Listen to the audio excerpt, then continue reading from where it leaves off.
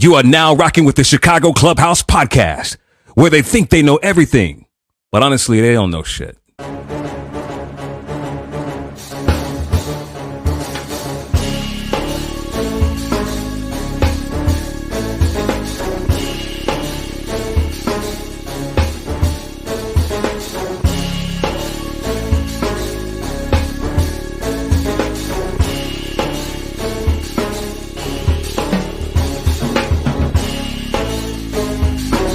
These summer league games and they tell you about these new up-and-coming coaches. I think we should get rid of every motherfucking owner in Chicago. Enzo and Caruso, both when they are on the court, are like your defensive generals. But they need to get that strong safety who's not scared to hit somebody.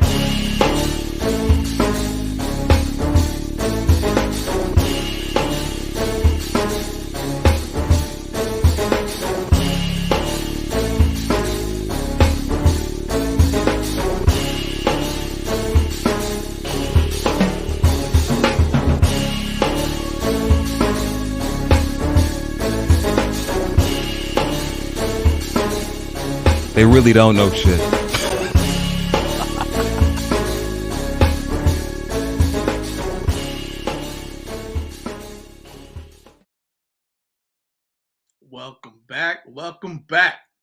Welcome back to the podcast where we think we know everything, but we don't know shit. I'm your boy T-Nick, point guard, quarterback, and speaking of a quarterback, what the fuck was the offensive coordinator, the coach, whatever the fuck, what were they doing? Flu said it was a miscommunication. That was supposed to be a halfback run. Well, shit, I mean, you shouldn't have ran them before. Now the boy's hurt. Or, excuse me, not boy. I'm sorry. The young man is hurt. So now we definitely just tanking the season. I mean, not to diss Trevor Seaman, but his last name, I hate saying his last name. Yeah, that's a personal problem. But anyway, let me bring in my guys, coming in from the cold. My man, first up is the stat man, who knows every single stat from every single team since the 80s and 90s, basketball and football. My man, JB. T, what up, kid? What up, JB?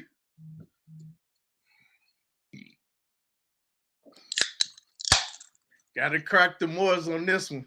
Shout out to Justin. Shout out to Moors. Raise your standards. I'm not going to go too long because I know I'm going to get emotional and get really, really ramped up. Emotional? Because this just shows, and when I mean emotional, like angered emotion, because this just shows the ineptitude that I've been talking about all season. And then for that fool to come out, Coach Emoji, to sit up there and say, oh, it was a miscommunication on the run, but then you run it again on the very next play. I think that's covering. That's him being media savvy and not taking the blame or throwing his offensive coordinator under the bus. Pretty much, man. Pretty much that's what it seems like to me. So let's keep this train moving and bring in our guy who probably has the foulest mouth in the city. I think he's drinking milk. Milk? Does a body good? You remember that commercial? Milk does a body good. Well, I don't know what it does his body. I don't know nothing about that. But let's bring him in. Foul mouth C. What up, foul mouth? It's a shake. You drinking a shake? Yeah, strawberry. Strawberry. Raspberry. All them good things. I didn't know you drank out of straws, man. It's a household thing. Pause. I'm sorry. Well, you can't keep saying pause or sorry when you called the man Trevor Seaman. It ain't like you said Trevor Simeon. You said Trevor Seaman. I really don't even know the pronunciation of his name. It ain't that. I mean, damn sure ain't. he's never been really relevant. So I mean, as true as that may didn't know. be. I'm sorry, Trevor Seats. What is Simeon. Simeon? I'm That sorry, was no Trevor. Freudian slip you just did there, my friend. So what's up, foul mouth? Nothing much, just interested, waiting to talk about these Bears and talk about the Bulls and whatever else we're going to talk about. Man, we going to have speaking of the offensive line, I know we weren't speaking of one, but I just said that anyway. Speaking of one of the best offensive linemen the Bears have ever had, ever. Shit, I almost want to ask him, can he suit up, go out there now? Hey, for real. Shit, we need it. We need it bad. But we got one more all-star we want to get in here. Got that Hawk talk. My man, Frank the Tank. What up? What up? Yes, Trevor Seaman. I don't know what the hell, man. I mean, we did talk last week about taking this show a little overrated. You just started it off with a bang.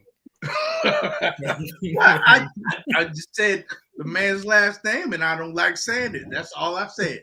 I didn't say anything else. Yeah, about nothing else, man. Have we ever had a Bear go to the Pro Bowl like 1,000 times? Yes. On the show? Or are we talking about in general? Like in general. Yes, we have. Oh, Urlacher, maybe? Quite a few on the defensive side. Urlacher. And them boys. And then well, how about on the offensive side? Let's offensive side, yeah. Olin Kreutz, seriously. Oh, yeah, Olin Kreutz has been there a lot. Yeah. For sure. Okay, aside from Olin Kreutz, that we can't really talk about on this podcast anymore because we already gonna get our asses whooped for talking about Sam Buster. But anyway, what I'm getting at, guys, is our guest tonight has been to 9 Pro Bowls. Granted, some of them were not with the Bears, but still, that's how cold he was. He'd go to another team and still go to Pro Bowl. That's why I'm gonna ask him, can he suit up now? He probably can suit up now and still go to a Pro Bowl. He probably could throw around some motherfuckers still too. I'm sure. But let's bring him in. The big fella, Ruben Brown. Clap it up. Hey, Rube. What up, fellas? One love. Hey, Rube. What up? What up? Glad to be in with you. What's going on, Star? Happy to have you for sure. Oh man, I'm all good. I'm chilling. You ready to come out of retirement? Yeah, we can use you, man. Yeah, we shall need you. You made it look like hell no. The Bears need too many linemen. They need more than one lineman. Yeah, it's a fact. Yeah. Well, call up some of your ex-teammates. For the most part, all young. Yeah. I got some old guys I could call up that give you at least one good game. At this point, we'll take whatever we can get. Yeah. Right. Yeah. But you know, the Bears, I hate to say, I mean, I'm so disappointed. Okay. You know, I'm 100% disappointed in the Bears with, you know, some of the talent, and then kind of in the middle of the season decide to scrap everything and change up, you know, get rid of big players on the defense, and then, you know, really send Justin out there with no help in a way. You know, like really no help. Like coach ain't helping him. He ain't got much of a line that help, you know. Come on, man. He still shined though. He shined. That's how much of a talent he is. They lucked up in that aspect. Yeah. You know, they making it hard for him to do what he is. He's a great talent, and they just don't have enough of the coaching savvy to help him out through this and stuff. So before we dig too deep into that, I want to segue, but I want you to answer this question before we segue, because we want to know what's up with you first, right? Mm-hmm. So with that being said, do you feel, and we'll come right back to it, do you feel that because there's too many rookie coaches or first-year coaches at that position of true need, being head coach, O-line coach, offensive coordinator, do you think that has in turn hurt the Bears? I think it does have a factor in the whole thing, all the way up top. Up top, the guy, general manager, is fairly young, right? He's Rookie. first too, yeah. First Rookie time. too. Never been an exec before. Yeah, so you got rookies from the top all the way down. It's somewhere in that building there has to be a senior, or an alpha dog that everybody, like, you can't all be new on the job. You know what I mean? It's a great concept, but you definitely need, who's the old guy in the room? You know, who's that old guy, like the old grandfather, the old uncle that can at least tell you, like, all right, no, that ain't working. We need to. Virginia McCaskey, maybe. and look, don't sleep on Virginia now. I mean, this is not a hit on Virginia. No, she's probably the toughest one out of all of them. I would say this, though. This is the problem.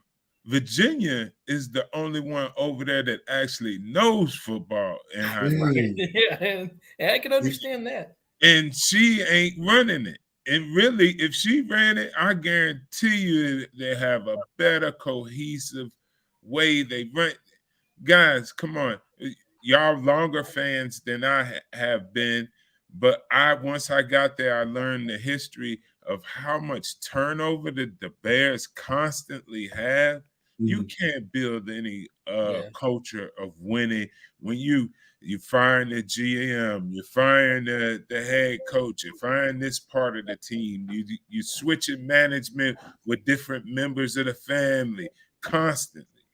That doesn't give you a chance to set up shop. And this is the only example out there that I would say that's relevant. Pittsburgh Steelers. Yes. Yes. Get a group of people in, put them in, and all right, we're going to ride it's going to be 10 years. You know what I mean? Everybody might come and burn down the building, but we're going to stick it out for 10 years because you never win. You never got a chance when every other year you fire this guy, fire that. Oh, I need to change this. How many quarterbacks and all of these different people we're going to keep going through?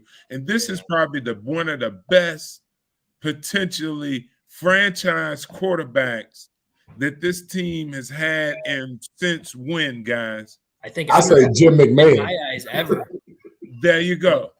And they are, by them being them, the Chicago Bears, and how they actually been running this, they stand a chance of losing out on a guy that every other team in the NFL be happy that was their franchise. Look, Kyler Murray's down in Arizona. I know they would love to have Fields instead. You know what I mean? There's a lot of teams that like all those teams who passed up on him, I'm sure would love him. You know, the New York Jets, will take him right now with their absolutely. The Jets are probably kicking themselves that they didn't Even the Niners, you can say too, who moved up. You think that maybe they would have moved up. Exactly. The Niners would take him. So it's an internal thing. They have to make a decision, get a well-rounded group in there. It can't be all young kids. I mean, we love the idea and the concept, fresh new faces and everything. But I've been around a lot of teams. You need an old guy in the building somewhere. Agreed.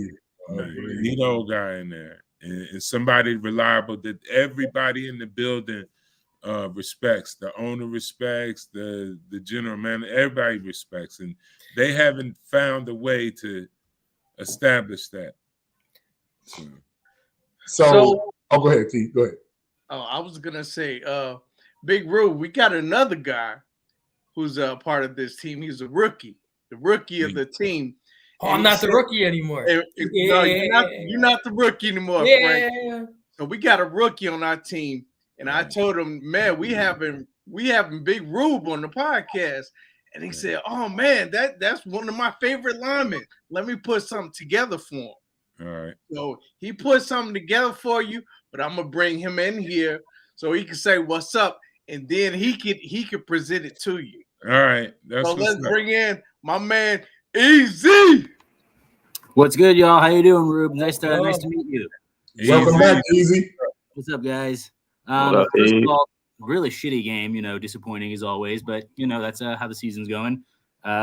If we're taking moral victories away, the one thing I'll say is, if we do get a top 5 pick and Will Anderson's available from Alabama, special player.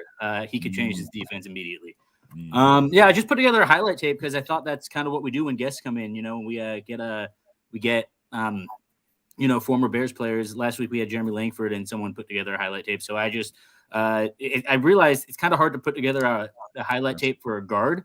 But the more, but once you really look and dissect the film, it's like you pulled a lot, and you were just like, I mean, you made it easy for Thomas Jones a lot of the times. Not that Thomas Jones didn't have to grind too, because he's a great player, but you definitely I probably could have gotten a few yards behind you with you clearing the way. So Big Rube made some big old holes. Pancake. Yeah. No, we work with some cool cats, man. I really had fun coming to Chicago and playing with everybody. I'm gonna tell y'all right now, when I got to Chicago, I was like, damn, man, I wish I would have started out in Chicago. Really? Yeah, man. It was They had a rough first few years though when you came into the league. Yeah. I had an injury the first year, and I actually was on the bench, but Olin was the one that kind of inspired me to kind of keep going, because I was kind of at the point like, I'll come out here and check it out. I always like Chicago, I'd be able to, get a chance to say I was out there on the field with the Chicago Bears, legendary team. And then everything started working where, I got inspired. I was like, yo, all right, okay, Briggs and Mike Brown and 06, baby, 06. Yeah. I was like, okay, we got some dudes I can roll with, and I wasn't the guy like in Buffalo. They weren't looking to me other than just, yo, this guy could come in and block, and I'm like, hey, let's do it. But see, that's what I'm loving when you said you needed a veteran leadership, because no shade to anybody else, but you came in playing with the Hall of Famer and Jim Kelly. Like, you came right in to one of the GOATs. Like, yeah. They schooled me from day one. Jim Kelly, Bruce Smith, Andre Reed, Thurman Thomas, who's my homeboy right now. And they put me under the wing, showed me everything I needed to know. But I'm gonna tell you, man. There's a lot of football celebrities that I met in my lifetime. It was awesome on them, but the number one football players that are fans of this particular guy. My favorite player is a fan of this guy. And when he walked in the room, everybody stood up. My locker was next to Bruce Smith when I traveled my rookie year. He never talked to me, never spoke a word to me. But we had a preseason game in Chicago. And do you know who walked in that locker room? Walter. Walter Payton. The entire locker room stood up. Bruce Smith was the first time he talked to me. And I'm on his team. I'm a rookie. Walter Payton walked in there, man. You were like, oh man, I'm seeing Malcolm X, thing, man. I mean, like when Jordan walked in, the black Jesus of football, right there. Wow. I would think Jordan be running over to shake Walter Payton, yeah. That it'd be the other way around, really, because that's the type of presence I saw. I was so oh my goodness, guys. I got to see that. I was a rookie. That's wow. So now I know how important the Walter Payton Man of the Year nomination was for you. That was Oh just yeah, I remember. Yeah, you were nominated multiple for times. those, Yeah. weren't you? Yeah. I didn't go in. I don't think I was up for that. I was in the Ed Block Award comeback or something like that. But listen, we could go on for hours about Walter Payton. I mean, they should change the name to the Walter Paytons instead of the Chicago Bears. I mean, I like that, but he's a special guy. My childhood era time. I could throw a little bit in. I grew up a Tony Dorsett fan, but I Walter did too. Payton. Dallas, I Denver, was he was a dog. He was a guy. I was following Tony Dorsett. But if you in any era, if you grew up and you watch football, everybody was a fan of Walter Payton. I never heard anybody say they Football weren't. players were a fan. You know, He's one of those guys where you watch his film and it's like he looks so clearly different from any other player who's ever played. It's like him and Reggie White and Lawrence Taylor in that category. That's it. Can't think of anyone else. Yeah. And like the person he was that he brought to the game. I mean, he got the name Sweetness, you know what I mean? And he was a humble, genuine guy. You know what I mean? He reminded me. I tell you another guy that had the same type of aura, but you know, Walter was Junior Seau. Okay. Junior Seau had that presence when he walked in the room. The coaches listened. You know, the coaches are looking like, "Oh, Junior, we're not wearing pads today." He's like, "No, it's a hat day, brother." So, and Walter Payton was that type of. But I didn't get any experience with Walter other than being in that locker room preseason. He walked in and said hi to everybody. And Bruce Smith, who was, Bruce Smith, the only time I seen him stop what he's doing and stand up and go. It was tons of other celebrities. I won't even diss none of them by mentioning names. And Bruce would be like, "I'm busy. I'm busy. I'm taping." Walter walked in. It's Walter's like, different. I'm going to talk to Walter. Yeah, but Bruce was one of them guys too. Now let's give Bruce was Reggie White or Derek Thomas. But see, what I'm not understanding is usually when players show up and show out and play, they usually get that respect. You mean to tell me Bruce Smith never said anything to you because you showed up and showed out?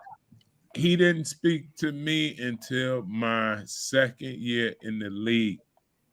They had a thing back in the day with the old school guys. They really rode the rookies. So if you were a rookie, you were going to be a rookie all the way until the second game of your the second year you in the league. And so they'll treat you like a rookie for everything. Bruce would ask Jim Jeffcoat. That's the name right there. Look, I sat in the middle of Jim Jeffcoat and Bruce Smith. So I wore 79 somehow. Bruce was on one side of me, 78, and then Jim Jeffcoat 77 on the other side of me.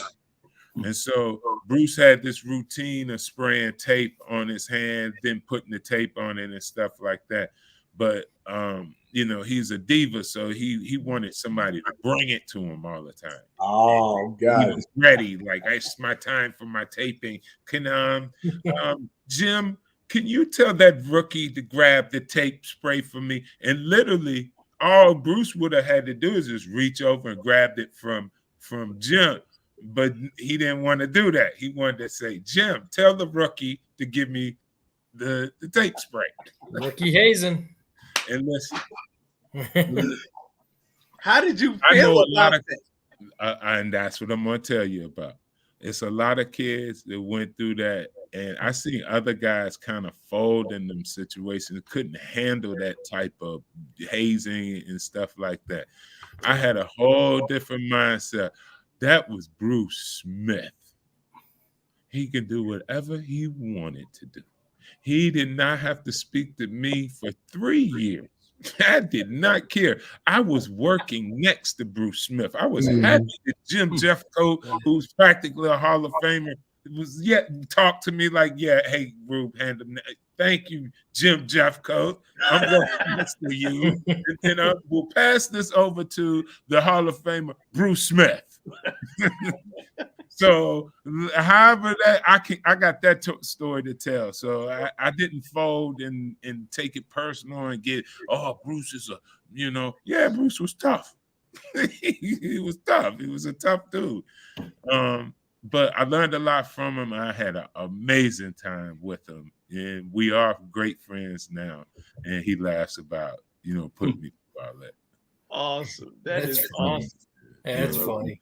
Yeah. So talk a little bit about that early time though with you. Also, not only did you have a Hall of Fame quarterback, but you had a Hall of Fame worthy running back as well. So that line, I mean, y'all was clearing house, man. Come on.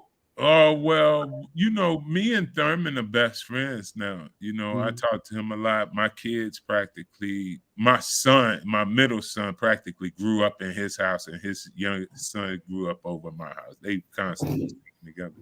So I learned a lot from them on the field, off the field.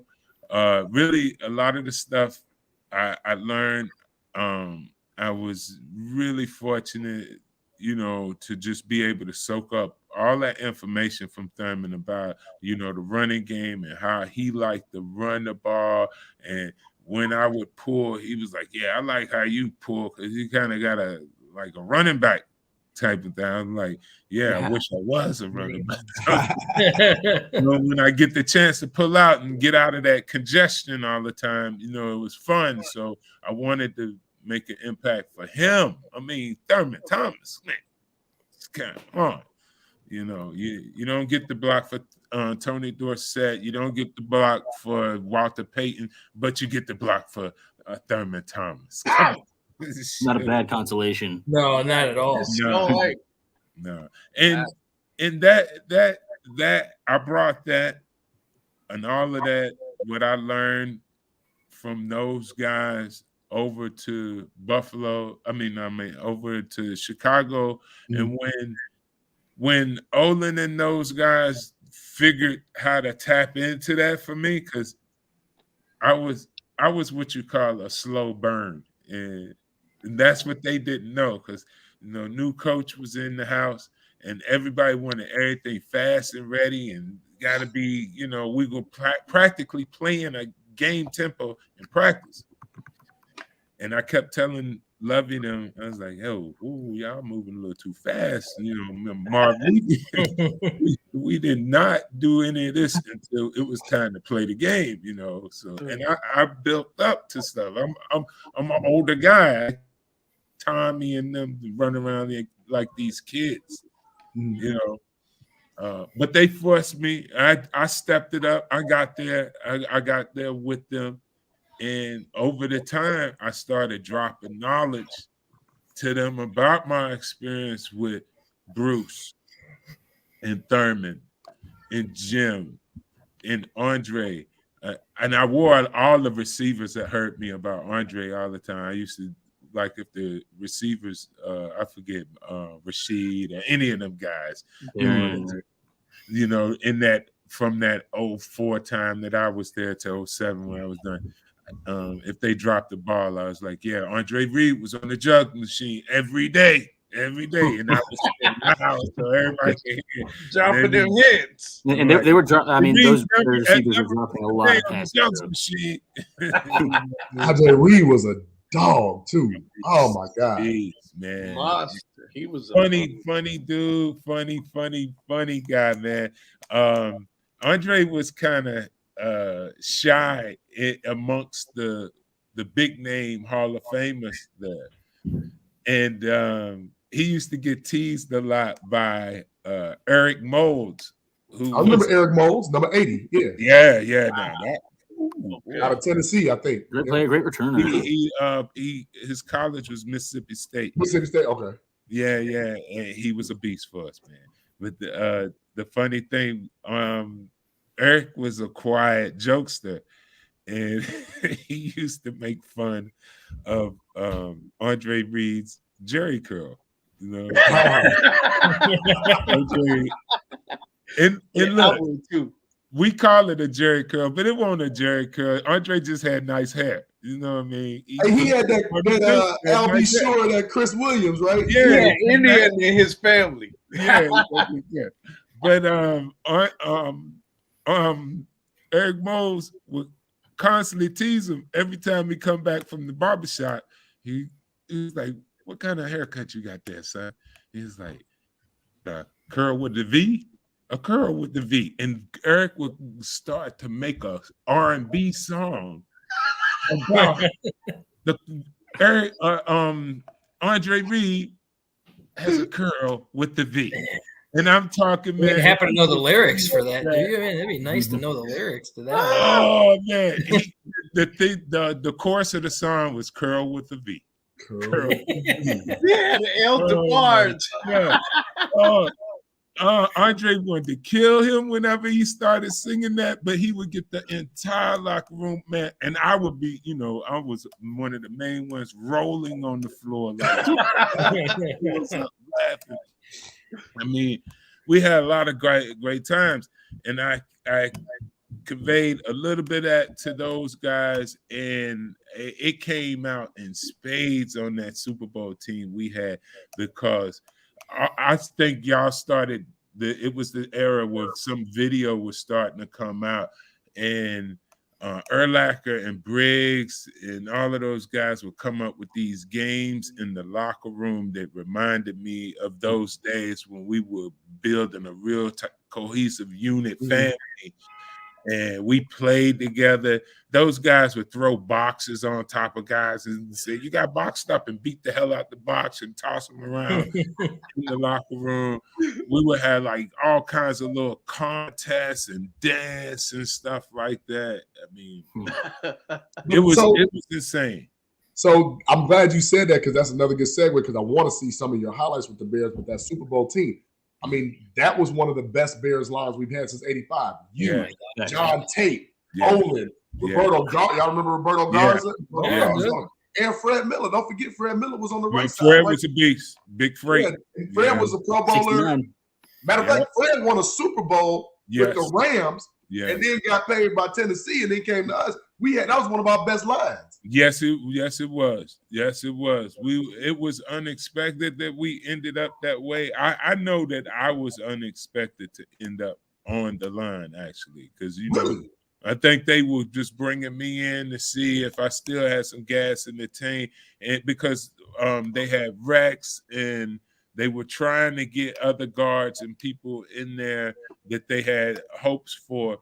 But the old guy still has some cheese on the cracker. You and John Tate on that left side was a problem. I was gonna ask about that. Like you and John Tate on the left side. Cheese on the cracker. Yeah, I feel like y'all were next to each other for like 3 years.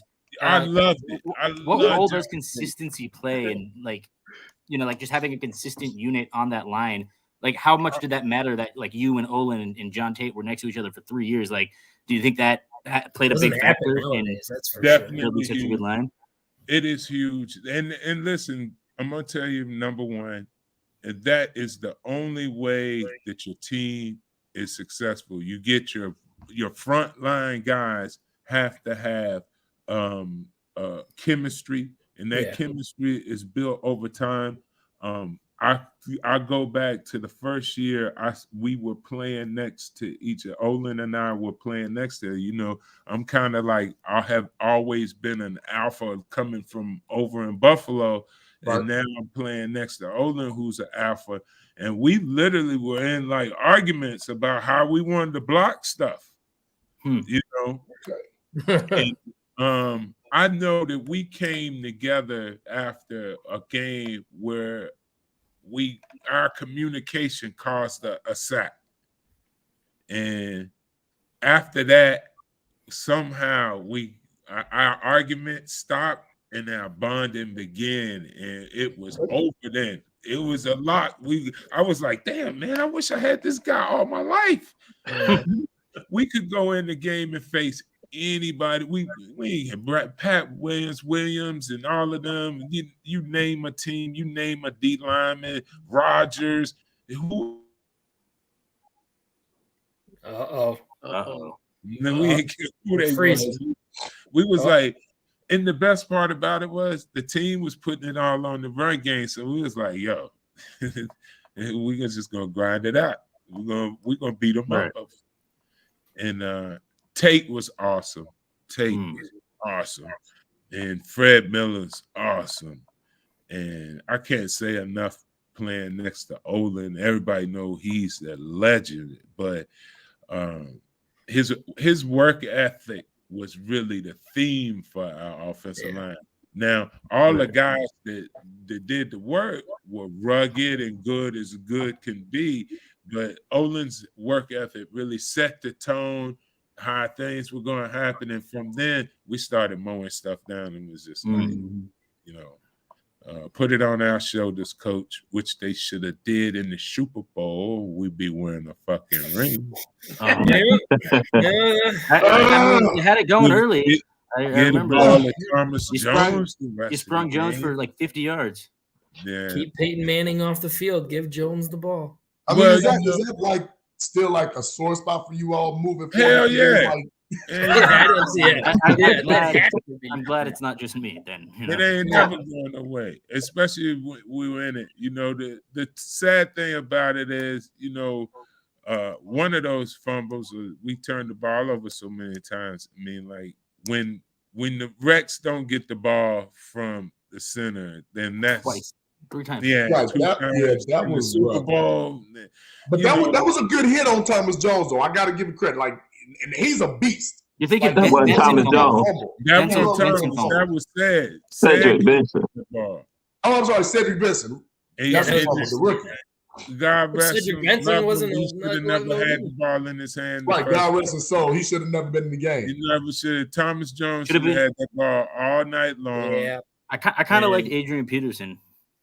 I love Adrian. Adrian would have been fine too, but when they put said in, it was just the wrong time.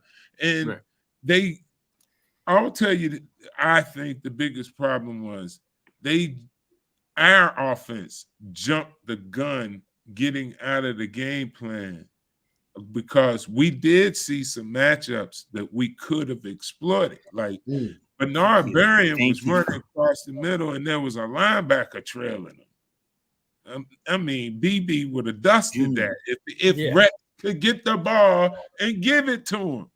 But Rex couldn't even get the snap and fumbled it, or once he got it, he didn't deliver it the right way. Now, so Rex was off, and really that was the catalyst, because Bernard was open in that situation that they wanted to get. And we were setting that up so that could happen, but it didn't happen in that instance. And then the other half was, hey man, it was Thomas Jones all year. We did Thomas Jones all the way through the NFC championship game. Yep.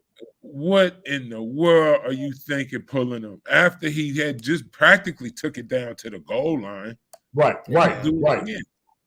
You know, let's hold on to the ball all day. Peyton Manning turned it over.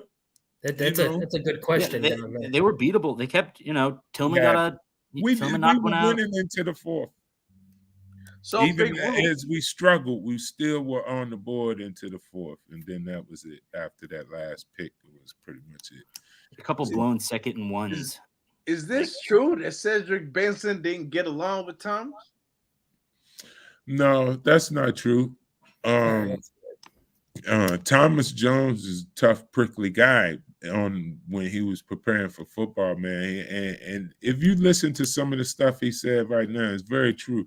There's a mindset that you have to have, to play professional football. You're not going to a desk and typing. Your job. I got to put my hands on you.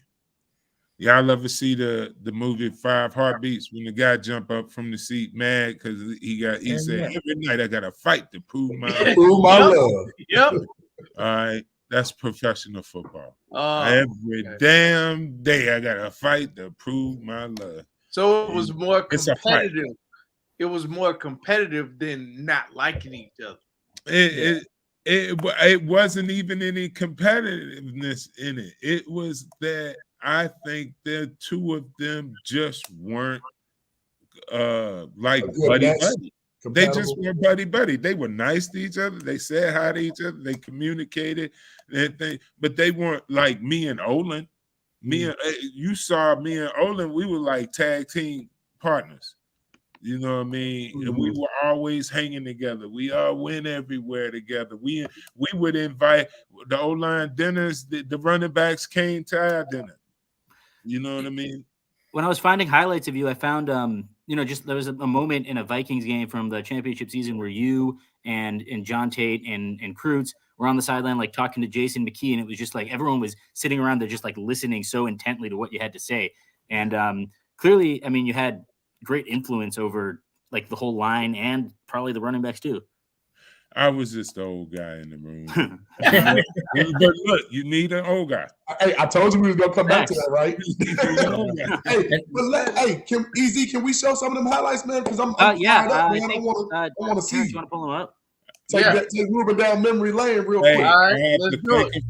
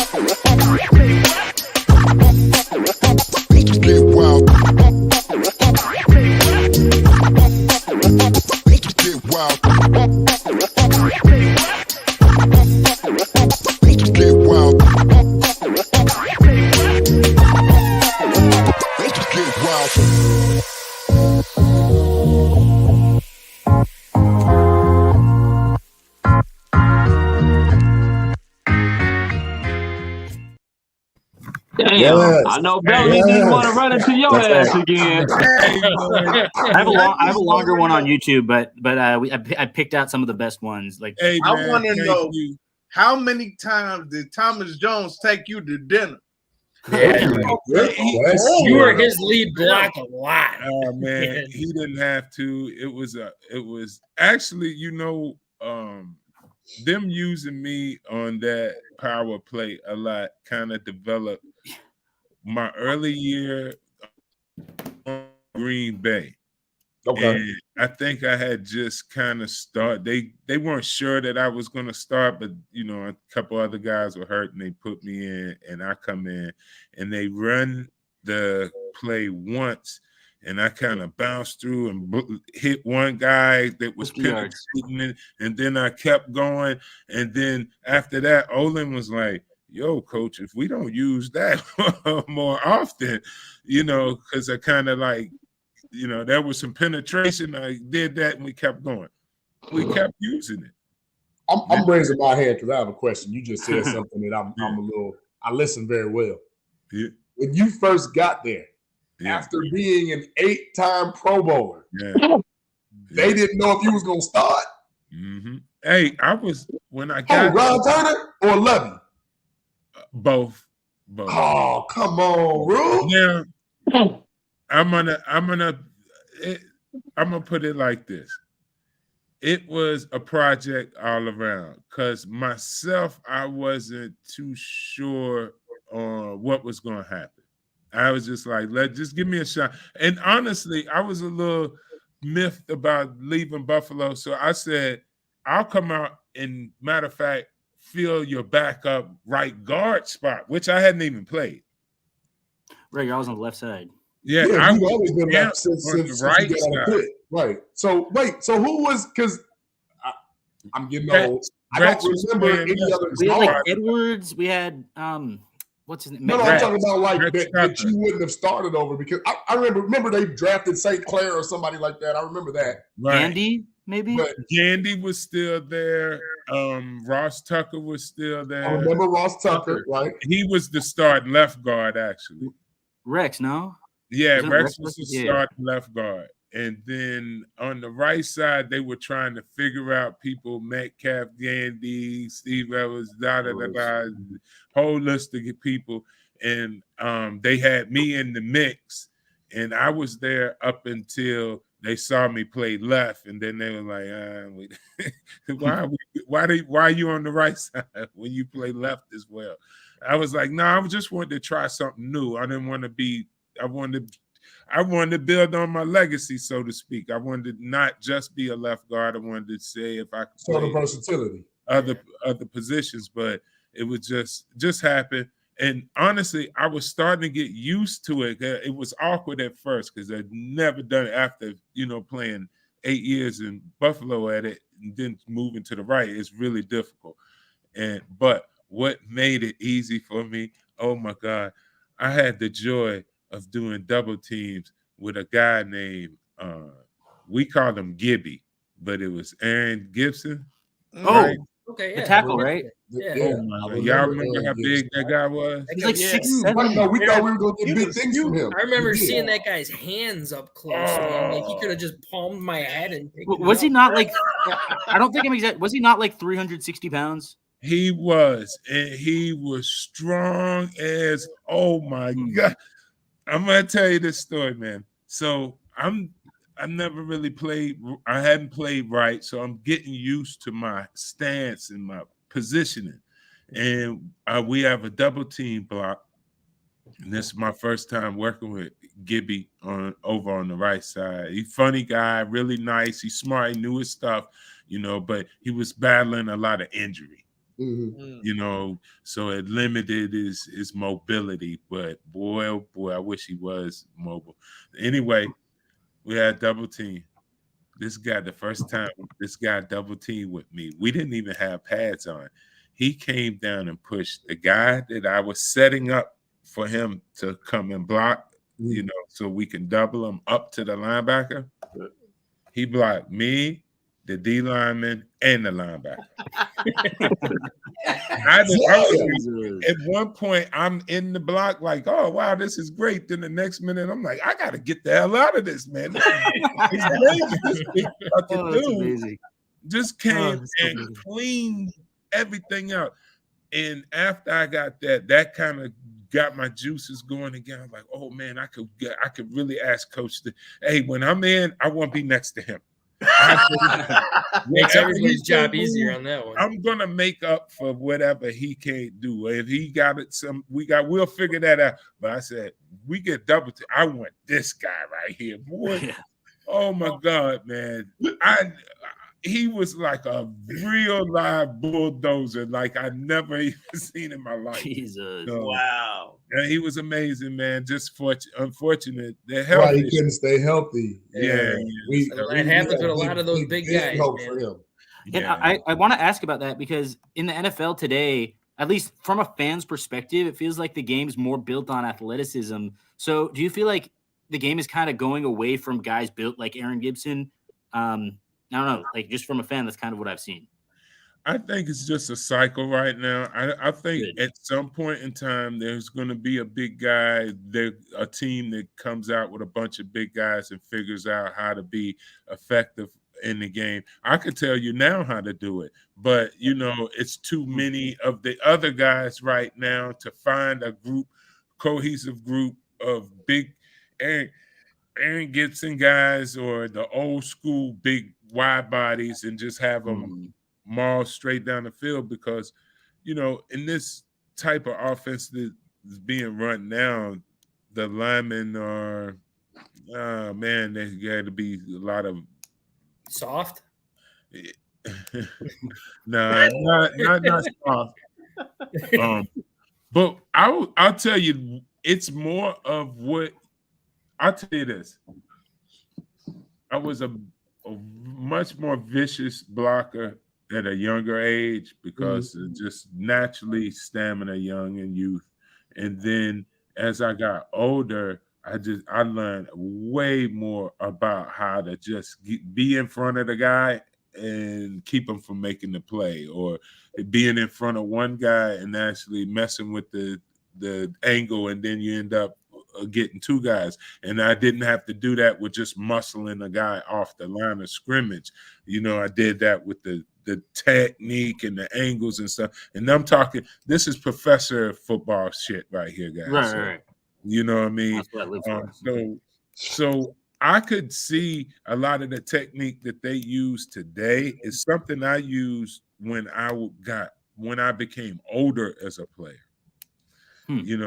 A lot more of being able to at least get myself in front of the guy and also being able to run him further than he wanted to go. Okay. I see. Letting him be able to come back to the play. He might get the jump on me, all right, but I'm going to push you so much you're going to run right past the play because you jump. You know what I mean? Right. Those type of angles I'll figure out. So let me ask you this then. Like with the way that it is, because it seems like for some reason this season has gone back to running the ball is more important, right? Yeah. But I don't see the Ruben Browns. I don't see the Will Shields. I don't see the Larry Allens. Yeah. Like what maybe Mekhi Becton a little bit. Yeah. Right? Williams is pretty good. Trent Williams. Yeah, but it's like, so is the line still predicated on what you can do as far as scheme, or is it, man, hat on a hat and can you make something happen? Well, they've made it about scheme. And if they add more guys that have those qualities, like right now, you only just name one guy on the O-line that probably has that, that dog in them for a run game battle. And right now, their run game success is based on the scheme of like what I just told you, like an old guy blocking. Like, I'm going to get in the right place. I'm going to be there. I'm not really blowing anybody up. Right. I'm just doing my O-line job. I'm not letting penetration happen. And there's enough of a hole that the running back can run through it. And if it's an arm tackle, God bless him. Because so be it. Yeah. Yeah, because so that is attractive to all the offensive coordinators and everybody and this, and that, and other. But one thing they forget over the years, and it shows up every year late in the season, is the endurance of the running game. And you need those guys that are like, I would say, myself and Will Shields and Larry Allen, that would put a hat on a hat and drive you and push on you and wear you down. So you're a little sore, or a little get off that pass rush move a little slower, one step slower after we done pounded you with the ISO about 3 or 4 times and here and there. So the football game has always been a war of attrition. And you can pass all you want, but really, the true wins is the establishment of the run. Right. And it's the only thing that helps young quarterbacks. Yeah. I mean, that's true. Look at our guy. You really need a run game to establish any type of quarterback success. I had this argument. I'm one of them. I'm an old cat now, so I'm one of them guys. We sit in the barbershop and like, hey, now back in my day, I'm one of those like that. And my argument I always throw on the pit at the barbershop is like, name me the offense, the team that won with just passing the ball.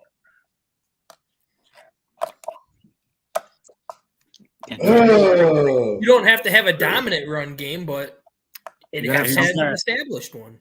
Right. You can't. And I'm saying this because as we watch football every year, when we pick teams and people get excited about teams, they get more excited about how much a team's going to pass and how much offense they're going to have and everything like that. When in reality, that game boils down to that last 4 minutes and who has semblance of a run game. I mean, because all of these guys can, flag football you all day. Yeah. You know what I mean? He can flag football you all day. You give I this. got They two changed the examples. overtime rule for Josh Allen and them because they wanted to see more people throwing the damn football. I Right. think, JB, I think we're on the same wavelength here, but I'll let you go ahead. Yeah. No, Yeah. well, one of them to me, even though they had Marshall Faulk, was the greatest show on turf. That's the one that Yeah. I'm That's the Isaac- outliner, right? You gotta say Isaac Marshall Bruce, Faulk. Troy Holt. Yeah, Right, that was a right, great right. combo right Yeah. there. And then the other one, I would have to say, is in more recent years, Patrick Mahomes Yep. and the Kansas City Chiefs. Yeah, he didn't need. Still That's don't about need it. I want to ask about that because I know Theirs you're is all obviously- passing in the run game. There's short passes to their running backs. Right, short passes as the runs. Green. You're a As longtime the run, Bill, so there's yeah, got to be some short sort of passes. rivalry there. How do you feel about the Chiefs? And like, I'm going to put you on the spot a bit. Who you taking, Mahomes or Allen? Well, I always say that I want to see the Bills win, just for their historic reasons. Y'all need one, man. Y'all need one. They need Seriously. one. They definitely I've need been one. rooting for Bears him. fans can respect it. Like, Yeah.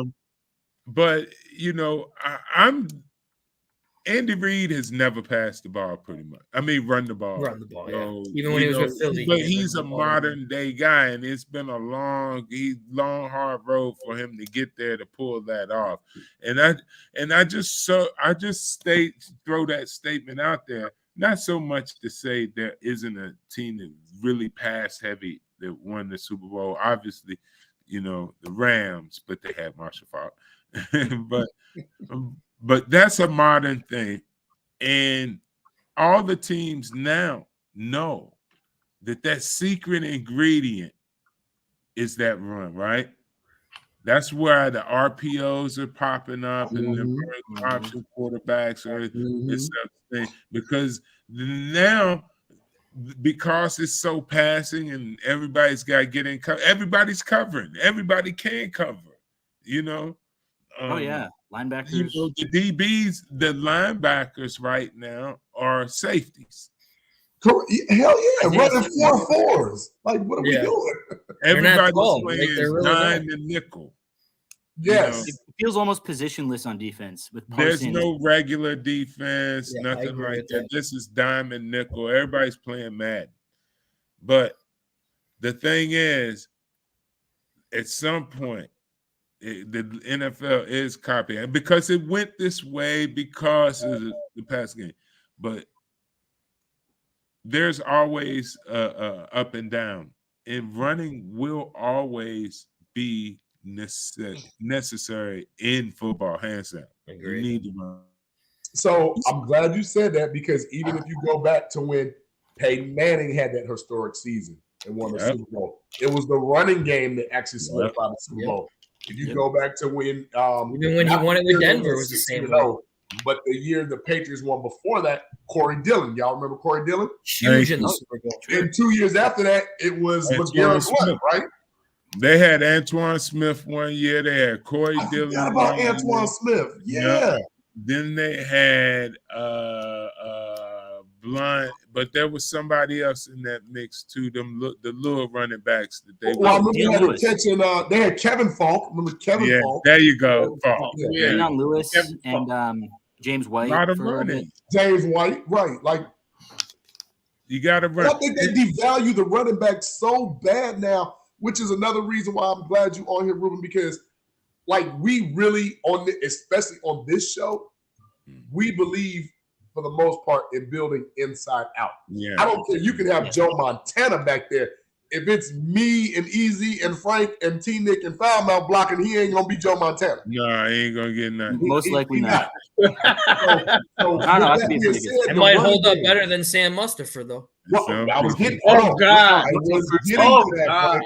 I was getting to that because I want Ruben to speak because right now the two most consistent positions currently are the guards. Would you disagree? Whitehair and Jenkins, 100%. specifically. I love Jenkins. Yeah, 100%. I would say so.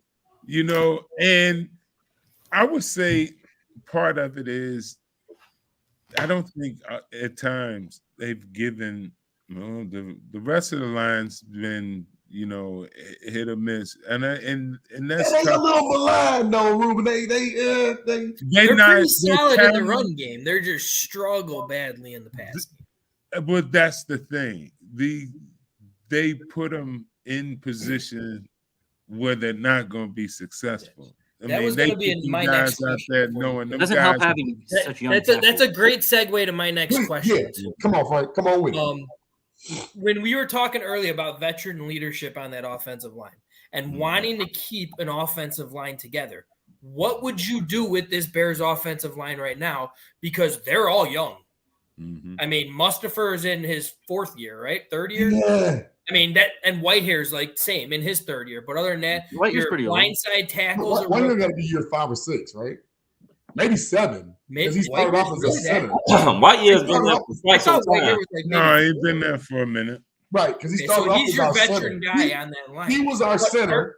Are you making big changes this offseason, or do you want to keep that young core, kind of build them? Because, I mean, we could all agree Trevin Jenkins are right guards. Add more young guys to them. Say that again? Keep the young guys and add more through the draft. That's the only way you're going to do it. Don't go out and grab. But see, because that's always been the problem. I mean, I'm fortunate that I got the opportunity to come into Chicago. But if I'm building a team, I'm going to draft all of those young offensive linemen, let them grow together. So when they brought in these veteran linemen in the offseason and they didn't play him, and a lot of people on this panel, we were shocked. Yeah, and some of them that weren't playing. Like, you would be okay with that? You got to I would put my young lineman in right off the bat and just let's go. Let's sink or swim. And these guys are only going to get better through trial and error. You can't you can't roll them out. There ain't no quarterback.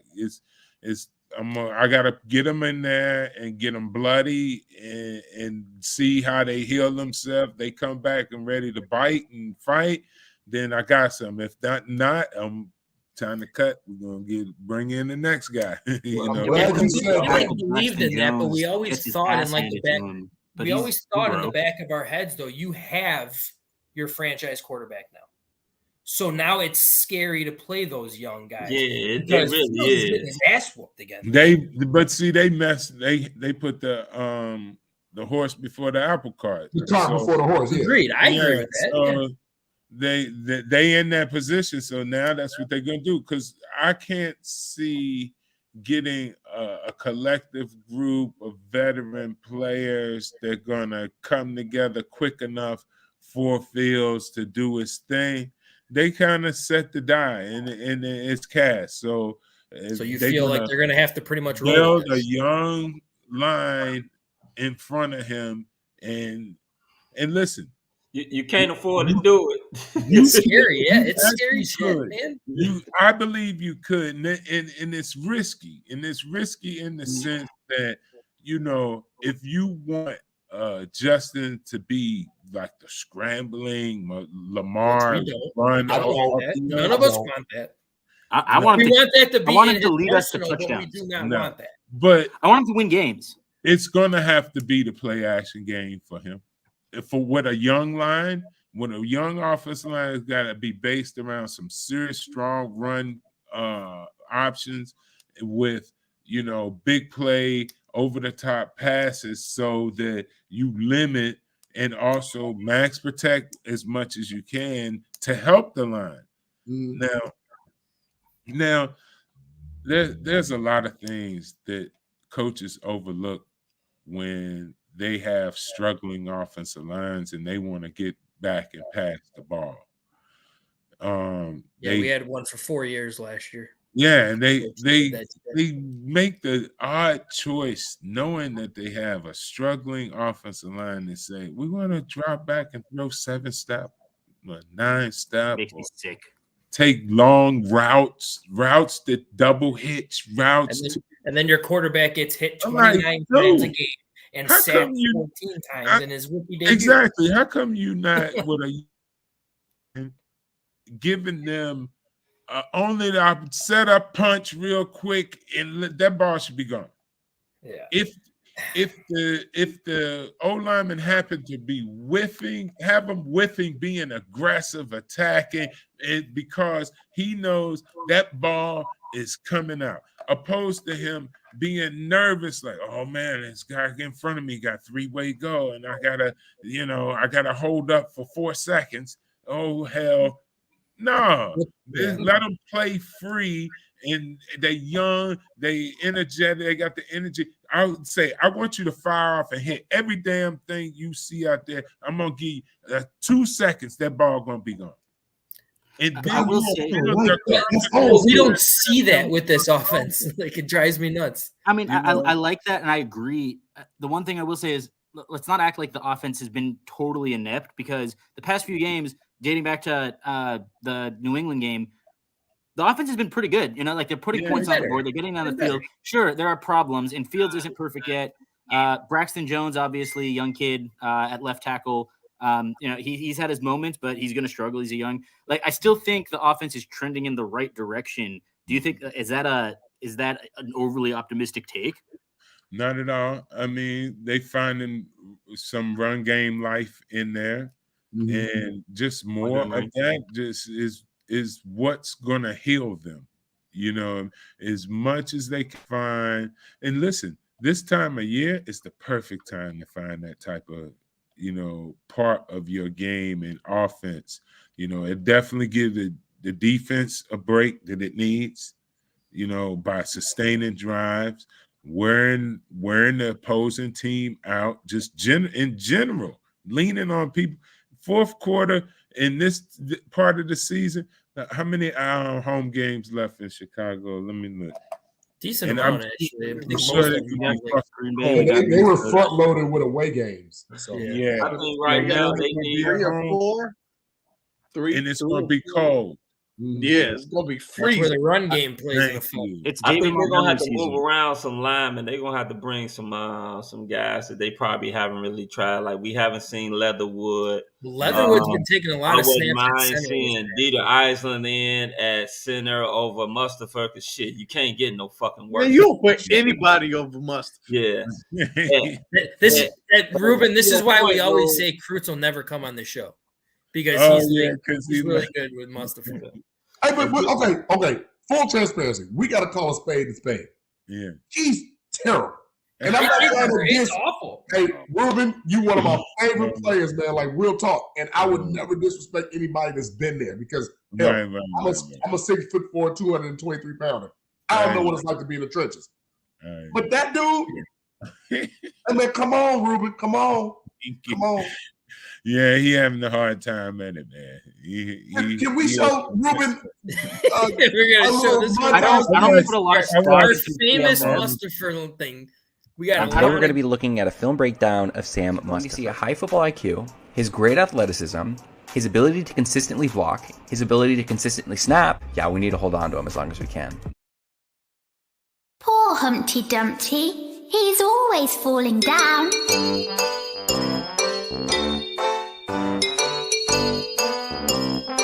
It's hard to tell sometimes. Let's take a look at this one. That was a play in which Sam Mustafa, the center, had to pull hard to his right, and sometimes when that happens, the ball doesn't quite get to the same location because you're kind of snapping on the move.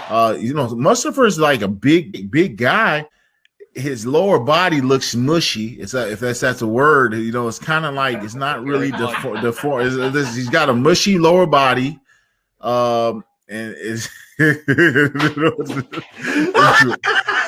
However, you know, I can be better for this team, better for this franchise. That's all I'm looking at. How can I be the best center to help, you know, the Chicago Bears win?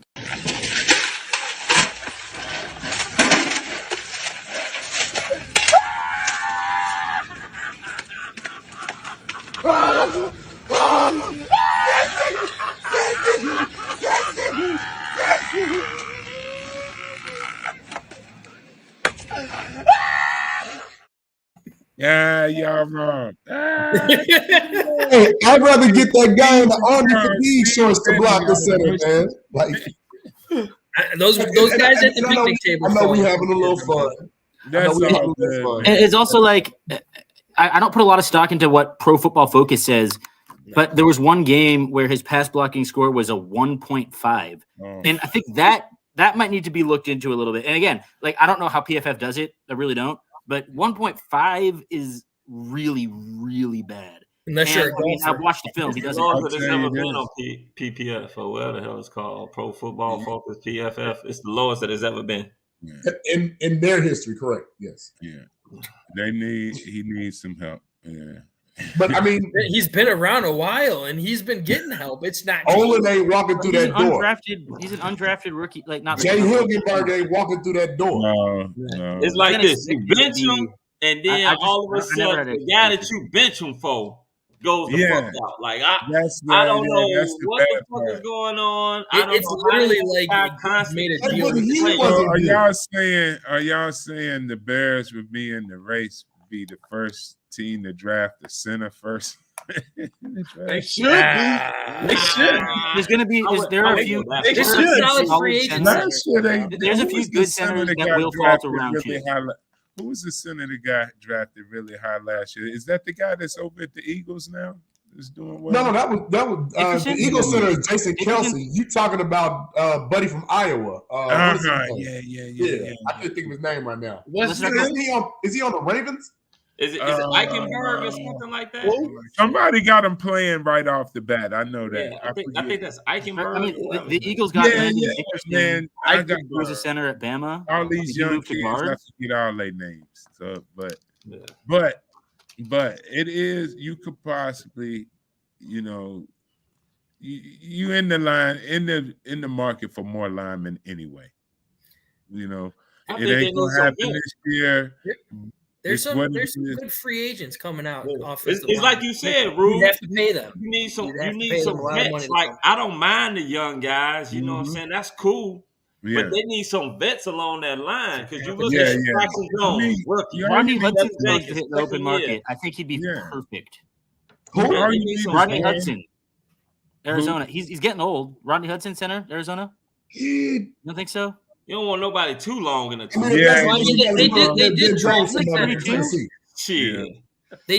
the center this past year. You fuck around and get him, he get hurt, and then Mustapher the Bears trying to then they get somebody else, and then Mustapher goes down. Yeah, that just put us back at square one. That'd be hard.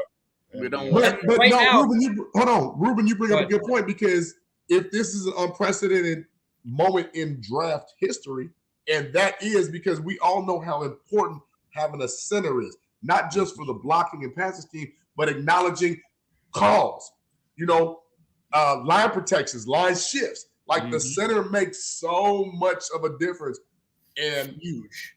You saw it and again, tongue in cheek, right? We wanted you to laugh. But you saw Justin's face like, you mother. Yeah.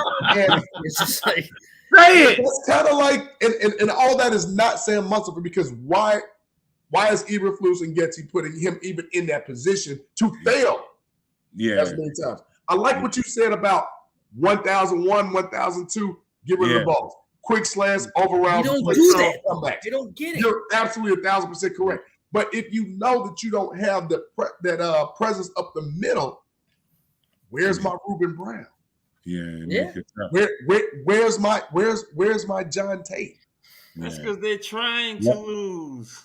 Yeah, I'm kind of at that point. Something that I've been talking about for a minute, and now it seems like everybody's catching on. Like they're trying to lose. Not the players. The players aren't trying to lose. I don't think the players. That's other organizations have floated that around, but hey, look here. I don't think y'all Ruben, come on. You know you want to say it. You know I will. That good to actually pull that off. I mean, because they just not that good. What I'm saying is you got to be good to pull it off. Say that one more time, Ruben, for the people out back. You got to be really good to pull that off. But it's perfect though. If you look at it, it's fucking perfect. Come on now, look at the fucking play calling. It's not sitting up there saying we telling the players to fucking lose. You being But we crazy. call the right fucking plays that we know they're gonna fuck up on. I think they are doing It's so fucking planning to extremely lose. well to put a competitive team on the field who's competitive every Yeah, game. they got But that. when it comes down to that final decision, that final make the call, they fuck it up. And that's where I look as in, are you guys really trying to tank? Because why the fuck would you do that if you But weren't? at the same time, Frank, like I tried to get you to understand before, at the cost of getting Justin hurt. I agree with that. No, I agree with that. Like, Yeah, I mean, that's the scary thing about That's things. the line right there. Like, But let Ruben speak on that. Ruben, speak on that. For no, real. but like if your franchise quarterback is out there and your decision is to tank and he ends up getting hurt in the process, he's like really screwing up, you know. So I think it's a good, fun way to look at the possible conspiracy that they have, but I think it's just their inability to be good at what they're doing more than anything. So that goes back. I would like to not have spending a any better money on excuse, defense, but except they Eddie are just Jackson. not good. Hold on.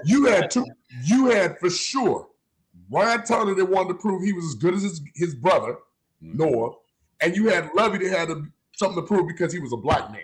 Let's keep it 100 around here. Let's keep it 1,000 around here. You knew that at hook or crook, we was gonna go and we was gonna prove that we was gonna either win this game or we damn sure was gonna lose guns blazing.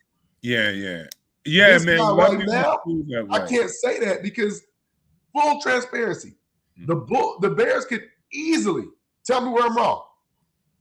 7-3, fellas. Easily. 6-4, easily, right? Easily. They've had 4 games pretty much straight where they've Yeah, got 30 they could points be a game. there. That doesn't They could happen be there. for the Bears. Which means, and I'm not saying that the team as a whole is because I don't like to use the word trash because anybody that made the league, I can't really say they're trash, right? Thank you. But are you Better doing than what us you on can do anything. to maximize your talent? No, because that draft pick, because Easy, you mentioned a name. All the reports and rumors from the source that I have is saying Jalen Carter's the guy, and they're trying to make sure Carter they stay in that. I mean, in that you can't 1 go to wrong 3 with either. range. I wouldn't say no to Carter. Shit. No, you can't go wrong with either. No, But- it's a win-win but- right there. But contrary to what popular belief is, and Ruben, you alluded to this, Jalen Carter ain't gonna solve your problems on the offensive line if your young guys are not gelling and solidified, right? We're scoring a lot. The We're defense is scoring more of a in problem. spite. We're scoring in spite. But that's what I'm saying. They're not gonna. I'm telling you right now, when they go into that draft, they're not gonna draft another offensive lineman with that first pick. No, No, it's they're going not. to be a defensive playmaker. It's going to be a defensive guy. They're going to get the guys I get it, man. and going to sit up there and pay money for them. So maybe they can sit up there and show some of these young guys how to sit up there, how to play, how to be professional. Just like Ruben was sitting up there talking about. Yeah. That's what they're going to do. That's why they can't afford to go in there and like, oh, well, let me get the best left tackle there is. Now you bringing in another fucking rookie. You don't want to go through no shit like you're going through this year. Where your goddamn quarterback getting his motherfucking head ripped off. And God knows they're not calling damn personal fouls when he Oh, that just pisses me off. Like, What's up with that, Ruben? What's up with the that's refs, insane. man? Like, What's up with the refs? The refs have always been a problem, man. It's very subjective. And I'm gonna tell you like this: any player can tell you from game to game and different group of reps to different group of refs. Each one does it a little bit different. So you might get the ref that call pass interference a lot, or you might get the ref that call a lot of O-line holding, or it's just like that. They got their things that they stand out for, and it. Teams know it. Teams know that these certain refs lean tougher one way or another. Some refs will have this thing where, and I didn't realize this until it actually happened to me. In the playoffs, some refs let you play. You can be pass interference, holding all damn day, blatant. They gonna look at you like you better play today. That was Tennessee, right? Music City Miracle. Y'all was getting in. Y'all was getting in that blood right there. All of the in that was the a old forward days pass, right? they would do that. The refs tended to say, "Hey, we're gonna let the players decide the game. We're not gonna get involved with it with all the ass stuff." But now with a lot of the TV and camera and review and stuff like that, so now there are groups that you will say, well, these guys call a lot of roughing the passer. You could track it. It's trackable. Good. You could track. Hey, this group is a lot on pass interference. Hey, this group is a lot on holding. These guys throw a lot of flags on special teams. You can track it. It is trackable, and they know who they are. And if you watch the coaches when the refs come on the field and the coaches are on the field, you could tell whether how the coaches are responding with them, because that all is a little bit gamesmanship above in the beginning of the game, because they'll go to the ref and sweet talk him and like, hey, you're gonna keep an eye on that Olin Kreutz with that hand shaking, and you're gonna keep an eye on that Ruben Brown. Hey, he uses those hands like vice grip. Oh, I got it. Don't worry. Now that's the opponent talking about us, trying to get his mind. Yeah, Olin's hand does move a lot. Now he's gonna throw a flag on it. So is that a referee conglomerate, or is that an AFC NFC thing? No, it's just the fact that the coaches are smart enough to know that each group has a trait. Right. Okay. Like a thing that stands out, and the coaches, if they smart, they go out there and help them perpetuate it. Put a bug in the ear and make it go. That right there, that's exactly what Anthony's talking about. That's exactly what I'm sitting up there. I can't see it. What he say? I can't see it. Feels like Cam Newton. I don't want that. And that's exactly what's happening, because the thing is this, and to me, it's almost to the point where it's damn near racial. It is. Because when you sit up there, you look at it. If a white quarterback goes down in there and it slides and they hit him just like they hit Justin goddamn Sunday, there's a fucking flag. That's an ejection. I have seen Justin get his fucking head taken off the last 2 years, and there's no damn flag. But they call a fucking flag I've on watched a goddamn Justin DB that tackled the dude with his shoe. Yeah.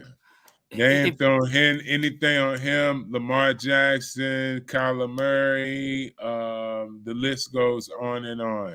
I feel like it has a lot to do with mobile quarterbacks too.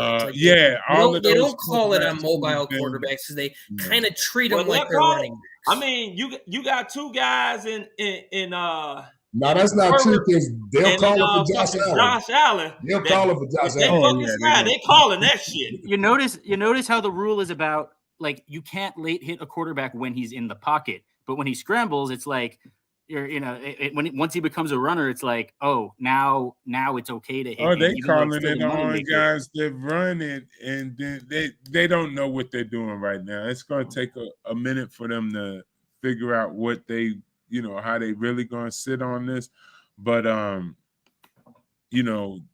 think it leads towards like the high profile guy. The more high profile you are, the more likely you are. And if you are running quarterback, they kind of like, oh, well, you're a running quarterback. I remember one of the refs said Fields isn't going to get, like, one of the refs said to Fields last year, oh, you haven't been playing long enough to get those calls. Something like that. And that's bull.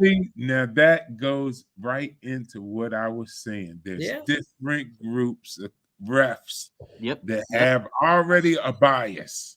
They all love Aaron Rodgers. And you can't, you just gotta play the wave that you're in that day. Hey guys, I'm gonna have to break out on you, man. Honestly, listen, y'all could call me anytime. I sit here all night long to you, but my lights is flashing. That means my girl is trying to tell me something. You gotta go. Get out. Rube, who's your Super Bowl pick? Real quick. For me, I don't pick the Super Bowl. Every year I say I want to see the Bears and the Bills. I want to see the Bills in it. So that happens. I don't talk to them. I want to see the Bears and the Bills. You was halfway right, no 6. You was halfway right. All right, fellas, man. Let's do it again. Yes. Love y'all, man. One love. Bear down. Appreciate you. Bear down, man. Great guy. That was good. Man. Yeah, he laid in some insight that I didn't even think about. He has some great like with the stories, offensive linemen and stuff. Like I was just like, damn, I didn't even think about that shit. Yeah. But that's why I said, here's the thing. If you listen to what he really said, the ineptitude of the total coaching staff. There's no veteran in the line. There's no veteran in the secondary. There's no veteran in the linebackers. There's no veteran anywhere. But this is the thing. We were already expecting this. Like the man came out and sit up there and said that basically they were fucking rebuilding. So it's not like it's some conspiracy. It's not a rebuild, but we all know that it is a rebuild. It's a rebuild. They're always going to say it's not a rebuild. You trade Robert Quinn, you trade Roquan Smith in the middle of the season, and then we're expecting the fill-ins to just instantly come in and be amazing. And yes, Agent Sanborn has shown flashes, but it's like I know. I am not stopping on that one. He's overhyped. And he missed a big tackle last week. He missed 3 big tackles, and I can point them out to you in the all-22. Jack Sanborn sucked last week. Yes, and I'm referring to the one at the end. Hold on. First of all, let's get one thing straight now. You want to talk about fucking sucking? Because Roquan sucked a lot. Because we can sit up there and talk about how many fucking missed tackles he got. I'm not going to say that Sanborn sit up there that he played great. I'm not going to say that he sucked because there were some plays that he made. If you ostracize Roquan for missing makeable tackles, you have to do the same for Sanborn. Yeah, you're always going to get how much money to make. But what I'm not going to say is that the man sit up there and he sucked. I'm not saying he sucked because he missed a few tackles. No. Not only did he miss a few tackles, he also got ran over a couple of times as well. The motherfucker got laid out by the quarterback. One got laid out by a damn quarterback, man. Yeah, he got lit up by a quarterback. But listen to what I'm saying. The same thing of where I say kind of where the Ruben was leaning to. This regime has no real presence of what they're doing because get this. How do you know? Listen, shut up and listen, man. No, you shut up. The same way. You talking the same way. You always talking. Listen, boy. When you don't like a motherfucker, you go completely against him. The same way they made Roquan a real linebacker. I'm about to light his ass up. This shit about to go on. Shut up. Seriously, shut up. Light your ass up with the bullshit you talking. Can we get a versus right in between? Like a BS right underneath that. Fuck up. You shut the fuck so up. Listen, we need Jim the same way, and this is why I say it's conspiracy more than just what you bring to the table on the field. All this time, Roquan was there. He can't play middle. He's got to play outside. He's got to play will. The minute they traded him and put Sanborn in, Sanborn went immediately to the middle. Nicholas Morrow went to the outside. That is a fact. You cannot dispute it. If you dispute it, dismiss yourself from this show right now. Because you do not move stuff around. I was confused about that too. Why did Sanborn become the middle linebacker? I'm genuinely asking. And this is my theory with just a tad bit of merit behind it. That's what he been playing. They did not feel that if they went with Roquan at middle, they could not deny paying him the $20 million he was asking for, which is why they put Morrow in the middle and put him to the outside. And the reason that's actually truthful is because the minute, and I'm not saying this for just banter, the minute Roquan was released and traded, Morrow went to the outside. Sanborn, a rookie who ain't played a damn snap, went straight to middle. Y'all don't think that's a little bit curious? Y'all don't think that's a little bit like, damn. I kind of look at that. That was the best position where he would come in as a rookie with no experience to play. Then what are you really saying about Nicholas Morrow, who was the reason why Roquan couldn't play middle? Think about it. Think about it. I think I have an answer. I'm saying more that Morrow's a better. I want to hear Easy. Go ahead. All right. So my theory is, look, you trade Roquan, you trade Robert Quinn. The idea is right now, they're not hiding it from anyone. We are rebuilding. And I like that Ryan Poles, by the way, has committed to the rebuild by actively shipping these guys away at the deadline. I think that's very smart. But it's also, you want to test out your unproven rookies, especially on defense, where it's not a place where you have to be concerned about Fields getting injured when, Fields is on the sideline. So it's like, yeah, put Sanborn in there, see what he could do, see what the undrafted kid could do, because he's got all the house money. Let's see how he plays now. Let's see. Morrow is a little bit on the older side. He's not a young kid right now. That's why he's not old. No, he's only in his third year. Morrow's not old. Right, you're right. Morrow's not old at all. He had an ACL. He had an ACL tear. My mistake. Still, I mean, they're both playing you're going to get them both pretty much every down. I mean, I guess when they go to nickel, who leaves the field? But that's my point. So when Roquan was here originally, he was asking money based on him being a middle/inside linebacker. Right. So you're telling me, and I'm not saying this as fact, but it just, if it quacks like a duck, walk like a duck, look like a duck, it's a goddamn duck. They're trying to see who's a better fit in the middle. Nicholas Morrow. And it clearly was not Morrow. It clearly was not Morrow. Well, I don't think it was Morrow. I don't think it's any of them. Well, then what's the problem with Agent Jack being in? No, I'm saying, listen, Terrence. The reason why they moved Roquan to Will was because if he actually balled out at middle, now you can't deny him that $20 million. Tell me this: what does Shaq Leonard play? But isn't he? Look, and I'm asking out of curiosity because I don't know schemes as well as I should get. But isn't Roquan technically more of a fit for a 3-4 scheme as a middle linebacker? Yes, he's better at a 3-4 scheme, I feel. But he also said that he has experience at middle. Out of his own mouth, he said he has experience. I've seen him get blown up at the point of attack. Like going back to his college days, that was his one downfall as a player. Thank you. He was not a great run defender. Now you put him in. I think he's going to do great in Baltimore because you got him Patrick Queen. He could be a little more fluid. He could play more instinctually instead of having to commit to a gap. And I think that's kind of cool. But it's I just feel like with Eberflus coming in and us kind of adopting not the modern, but just kind of like a Tampa 2 like we used to have. The main problem with our defense is by far the main thing we should be talking about is the front four because that's garbage. What matters. We need to fix because the Hall of Famer Brian Urlacher looked real weak until he had Keith Traylor and Ted Washington in front of him. Facts. Thank you. And Tommy Harris. I agree with that. But do you also think that the reason why Sanborn plays middle linebacker is probably because he can actually take on some of them guards and get off of the damn block? Because opposed to something that Roquan couldn't do because he didn't fucking do it. And also, Sanborn is a smart linebacker. Whenever I saw Sean Desai switch from the 3-4 hybrid into the actual 4-3, and Roquan shifted to the middle, Roquan got a lot of tackles and a lot of coverages on the tight end, which is why he has that stat that Ray Lewis has. That's why he has that. Yeah. That's not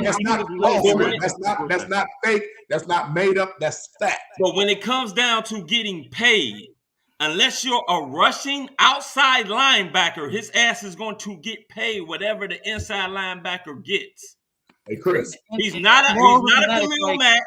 Hey, Chris. He's not a Von Miller and all those type of guys. He is technically, I don't care what position he plays. He's inside linebacker. Let me ask you this. I don't care how many.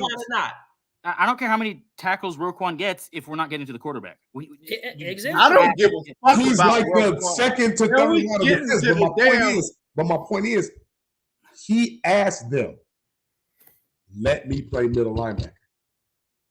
They told him no. No. So, with that being said, can we talk about the Falcons game, please? I'm tired of talking about Roquan. He ain't even here. Fuck him. He gone. Gone. Let's get into this Falcons game.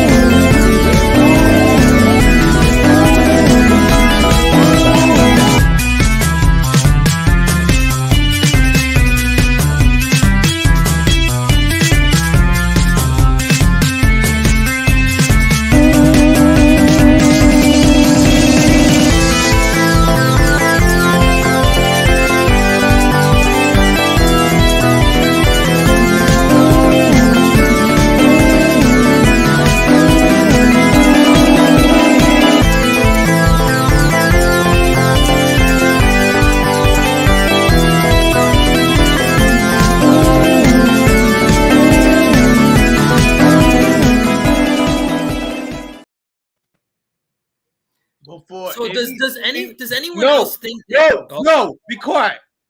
Before You anything motherfucker. else is said, Easy, what the fuck was that music?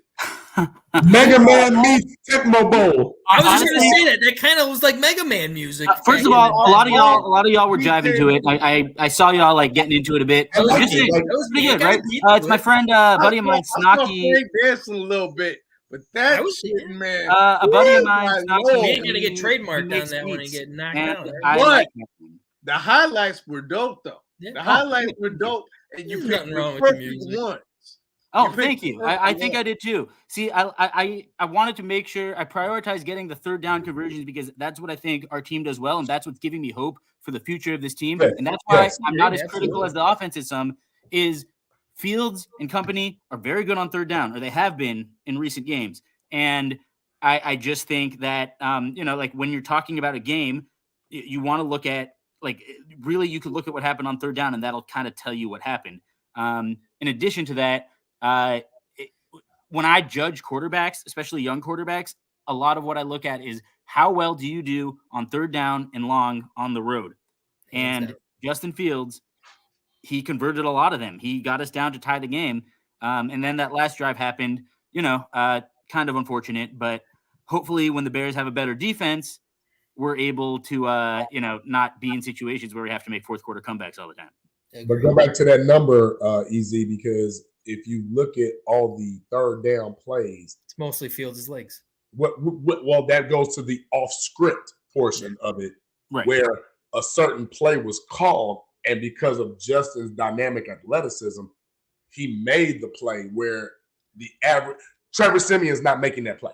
Right. Oh, absolutely not. I will say there were a few that were on script, like the one to Claypool, the one to Komet on 3rd and 3. Those were, Well, I don't think the one that Komet was more of a spectacular play than. No, I'm talking about the one later. No, he's saying that not that the third one-hand short catch. play, yeah. Not the one-hand catch. was That was on sick. third Not down that too, wasn't it? amazing catch. Yeah, 3rd and 3. And by the way, Komet's got been knocked a off lot his- of his catches have been on 3rd and long this Where? year, or just third down. I got props to him. I think he's a very solid player at this point. I just want to throw that out there. He's evolving. He's Yeah, evolving. He's getting evolving, his chance. and tight Getting ends his usually chance. take their time. Tony Gonzalez took a while. Getting his chance. And What? he's doing a good job. Big Stiffy, getting his chance. Also, yeah, I guess just third downs are very Yes. important. I was gonna say something, but I'll pause on it. Now he got Lion King up there. I like it. No, but you brought up that last drive too. That last play. Did anyone think he was throwing a Mooney? Not my. I did think he was throwing a Mooney. I think that it was because that was a perfect right on the chest to Mooney. But It he was a said poor design because press conference Montgomery he was throwing the money. ran the route the Nah, same. that was to Monty. He did If say he throwing was it to Mooney. That would have He been. did say that? Okay. You're not gonna jump to throw it to Mooney. Fellas, listen. He said out his mouth, "I was throwing it to Monty." Okay, I didn't hear that, so that's You're why not gonna jump to throw the ball to Mooney. Because Also, if Montgomery the didn't touch reason that, he that jumped was is there right a on hand in his his face. chest.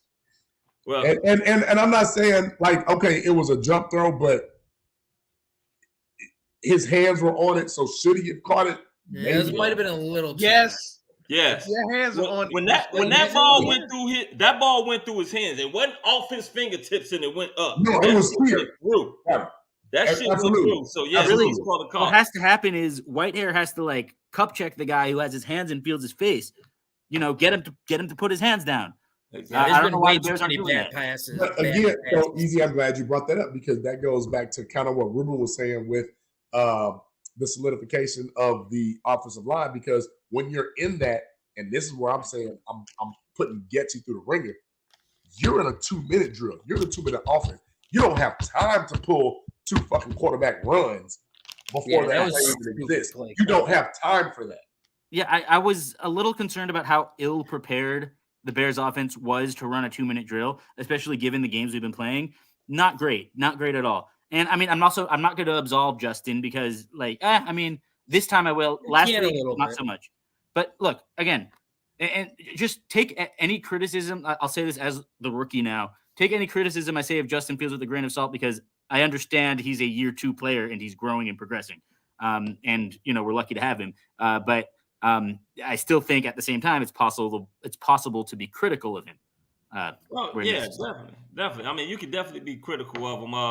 First of all, you saw him over there on the sideline getting his fucking hamstring rubbed out. Yeah, I didn't like that sight. He was talking about how tired his legs was. And how So beat I up really he thought was, that they wasn't going to sit up there and have him run like that this week, but they did anyway. And also, if he doesn't play next game or he's out for however many games, the play calling would be totally different. It would be. Trevor Siemian. There'd probably be more max protect.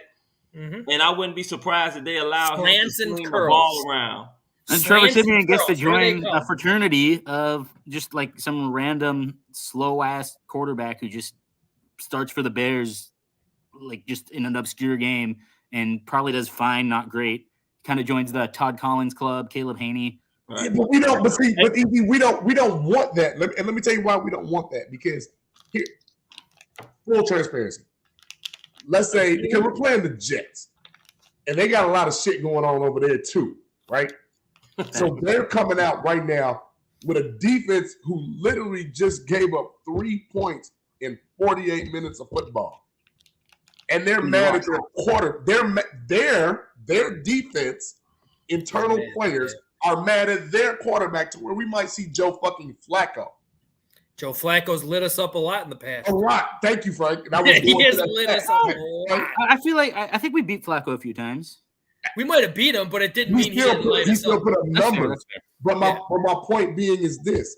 Now without the dynamic play calling of Justin, if Getsy ever goes off script to this point and shows slants, over routes. That's what you're going to see. That's what I said. Yeah, you're going to see that. You're gonna see. See, Chris, you think like me a little bit. You think like me a little bit because now with that's the same shit they should be throwing with Justin to protect him. Agreed. Right. And I don't understand why they don't. And the thing is, if Justin fucks up, if he makes a bad read on a Mills concept or something, like, okay, fine. That's expected. It's not I'll take that. I'll take that though. Yeah, I'll take that over him getting hurt. Like if the mistakes are the quarterback messing up a little bit here and there, fine, whatever. If the mistakes are we're calling run plays when we should not be calling run plays and putting his legs in danger, then no, that's absolutely terrible. And again, I want to just say I think Getsy's done some good things this year, to his credit. However, that last drive it felt borderline negligent. Sabotage. That's a good word. I thought that whole second great word, Chris. A great word because that's exactly how I felt watching that game. Like you did this shit on purpose. And I think he will learn from it because I've seen him correct mistakes that he made earlier this year. Like I think he will learn from it. Like I think he's not like Nagy that's so staunch in his beliefs. Like I think Getsy's more like he's more malleable. Yeah, but it's the Lions. Think about it. We saw this 2 weeks ago against the Lions. It's the same thing against Atlanta. Think about it, fellas. It's the exact same ineptitude when it comes to fourth quarter comebacks. Well, JB, correct me if I'm wrong. I'm pretty sure that in the fourth quarter comeback against the Lions, they were calling passing plays. Fields just wasn't pulling the trigger. He wasn't having time. With this, he was getting pressured right even away. If you calling passing plays, like we've all gone to see the game, and when they break down the game, and you looking at it from the back of the end zone, you look at the plays that they calling. Nobody's fucking open. Everybody running to a fucking defensive play. You call 12-yard dig routes, and they're on him at 6. Like, what are you? There was one. I think it was the Falcons game too this past weekend where they did show that touchdown vision, so you were able to see what Justin was seeing. He was scrambling for his life. Every single receiver was standing still. No, not even moving. I agree. That is a problem, but it's a separate problem from what was going on. Like it seemed like the problem with the Atlanta game was negligent play calling, putting your guy in danger. Whereas in the Detroit game, it was just like guys not getting open. So yes and no. And let me expound upon that. Please go back to the play. Now, everybody that knows anything about football, multiple plays have different looks, right? Just right. different. Oh yeah. That's Bill Walsh, right? Bill Walsh. Thank you. Great. We hit. No, I know. I hear you're the stats guy. We'll have to talk more because I'm the NFL historian. Play call that they threw to Darnell Mooney where he overthrew, right? Mm-hmm. That was on 8 in the box. That was man to man on the outside. Guess what they did on the last? Guess what the Falcons did on the last 2 drives of this play? They went 8 in the box again. Really? Which you had one-on-one on the outside. Why would you call QB? And I think Eberflus, honestly, I love all y'all, but I'm gonna speak me. I think he's full of shit. Because you have to learning. Yeah, that's what I say. It's too young. It's too new to say he's full of shit. Let me tell you why I think he's full of shit. Because he don't want to throw Getsy under the bus when he says it was a miscommunication on what was supposed to be a design running out. It's a 2-minute drill. If I'm not mistaken, they had 1 timeout. So why wouldn't you throw? First of all, why wouldn't you throw something, Chris? What we always say now: slants and comebacks. 2-minute drill, comebacks to the outside. You got 6'5" Claypool. You got 6'5" Equanimous Brown. St. Brown. Something come back into the sideline and out of bounds would be optimal. But you elected to call 2 potential QB runs? You want to throw one in there, go for 4-1. Yeah, 2 was just. I'll put it to you like this. I think simply put, he does know that his offensive coordinator did fuck it up. Is he gonna throw him out under the bus? No, thank you. I'm not saying he's a piece of shit. That's the kind of bullshit I can get behind a little bit. He's not gonna throw him under the bus, but this is another thing why I sit up there and believe that they're doing a lot of this shit because they're trying to tank. Good word, Chris. The fucking Falcons probably had the worst fucking passing defense in the fucking NFL. They're 27th and 28th against the run. How many times did the Bears go deep? Twice. Is it twice? What is Justin Fields' strength? Throw Komet's one deep. Deep throw accuracy. They did not sit up there and do that. Another thing, they're not getting Chase Claypool involved. They're not playing him. No. That's the thing. 18 snaps. He had 29 snaps last game. But I read 19. I guarantee. No, that was the game before. Yeah, that was the game before. He had 29. He had 29 last week. Yeah, he had 29 snaps. I guarantee you, over majority of them damn snaps was fucking run plays. Because he was blocked. If you look to the left side, which was weak, to Braxton Jones' side, he was combo blocking down. Yeah, he was doing it, and that's what's killing them right now. But I guarantee you this too: if Trevor Siemian is playing next week, well, this week coming up, you will see Claypool get more involved. You will see different plays called because, like I said, it's sort of like a gift and a curse having a player like Justin Fields. You got a player like Justin Fields. There's certain things that you won't call because he can sit up there and keep plays alive with his legs. But if he was slow as shit, and you know that your offensive line ain't shit, you're going to be calling everything where you get that motherfucker out. Like he said, get that motherfucker out. Get it out. I do think you're gonna love this snap. This stat. I just looked it up. Yeah, 29. You were right. 22 out of those 29 were design run plays. We know. That's ridiculous. Why did you put in a second-round draft pick for this guy then? If you're not going to throw him the ball. Because I think everything's about next year. I agree with that. I agree. And I don't think that's like a conspiracy. I just think that's the reality. But it's also, I don't think they're trying to lose. I think they are. Oh, hey, what's up? I don't think they're trying to lose. I think they're just trying new things out. You know, like they want to, you know, like while they know that this is not going to be a year where they make it to the playoff run, they want to try shit out. And I think that's, you know, I think that's commendable to an extent. Because at least they're not commendable. Hold on, easy. Commendable as far as what? Because there's 2 things that you're forgetting with all this losing that's going on. If you're getting blown out, that's different. If you're within striking distance, like literally like a field goal. That's fair. The last 5 minutes of every game, they have fucked up and blown. Go ahead. I also think that morale. I do think the Bears are doing better than even they think they would be doing. Look. You can't question it. They are. I agree with that too because they're averaging 30 points a game the last 4 fucking games. Right. So like, it's almost like they're trying to tank, but like bad, like they're not doing a good job of it because they're trying to tank, but they can't because they're actually better than what the tanking script is. Yes, nobody expected Fields to make this much of a leap. We talked about the Jets. We play the Jets next week, right? Last year, Jets finished 4-13. I think the Bears might be approaching that area. And this year, Jets are 6-4. You know, they're in the most competitive division in the league, and they're playing very well. Justin Fields is better than Zach Wilson, and that's not like that's not up for debate. Like better mentality, better player, no question about it. And you know, if you look ahead to next year, I cannot see a scenario where the Bears are worse than the Jets are right now. I think that we are just following slightly different paths. Because look, Eberflus comes in this season. This is his rookie season. He's not doing great. Obviously, we're losing a bunch of games.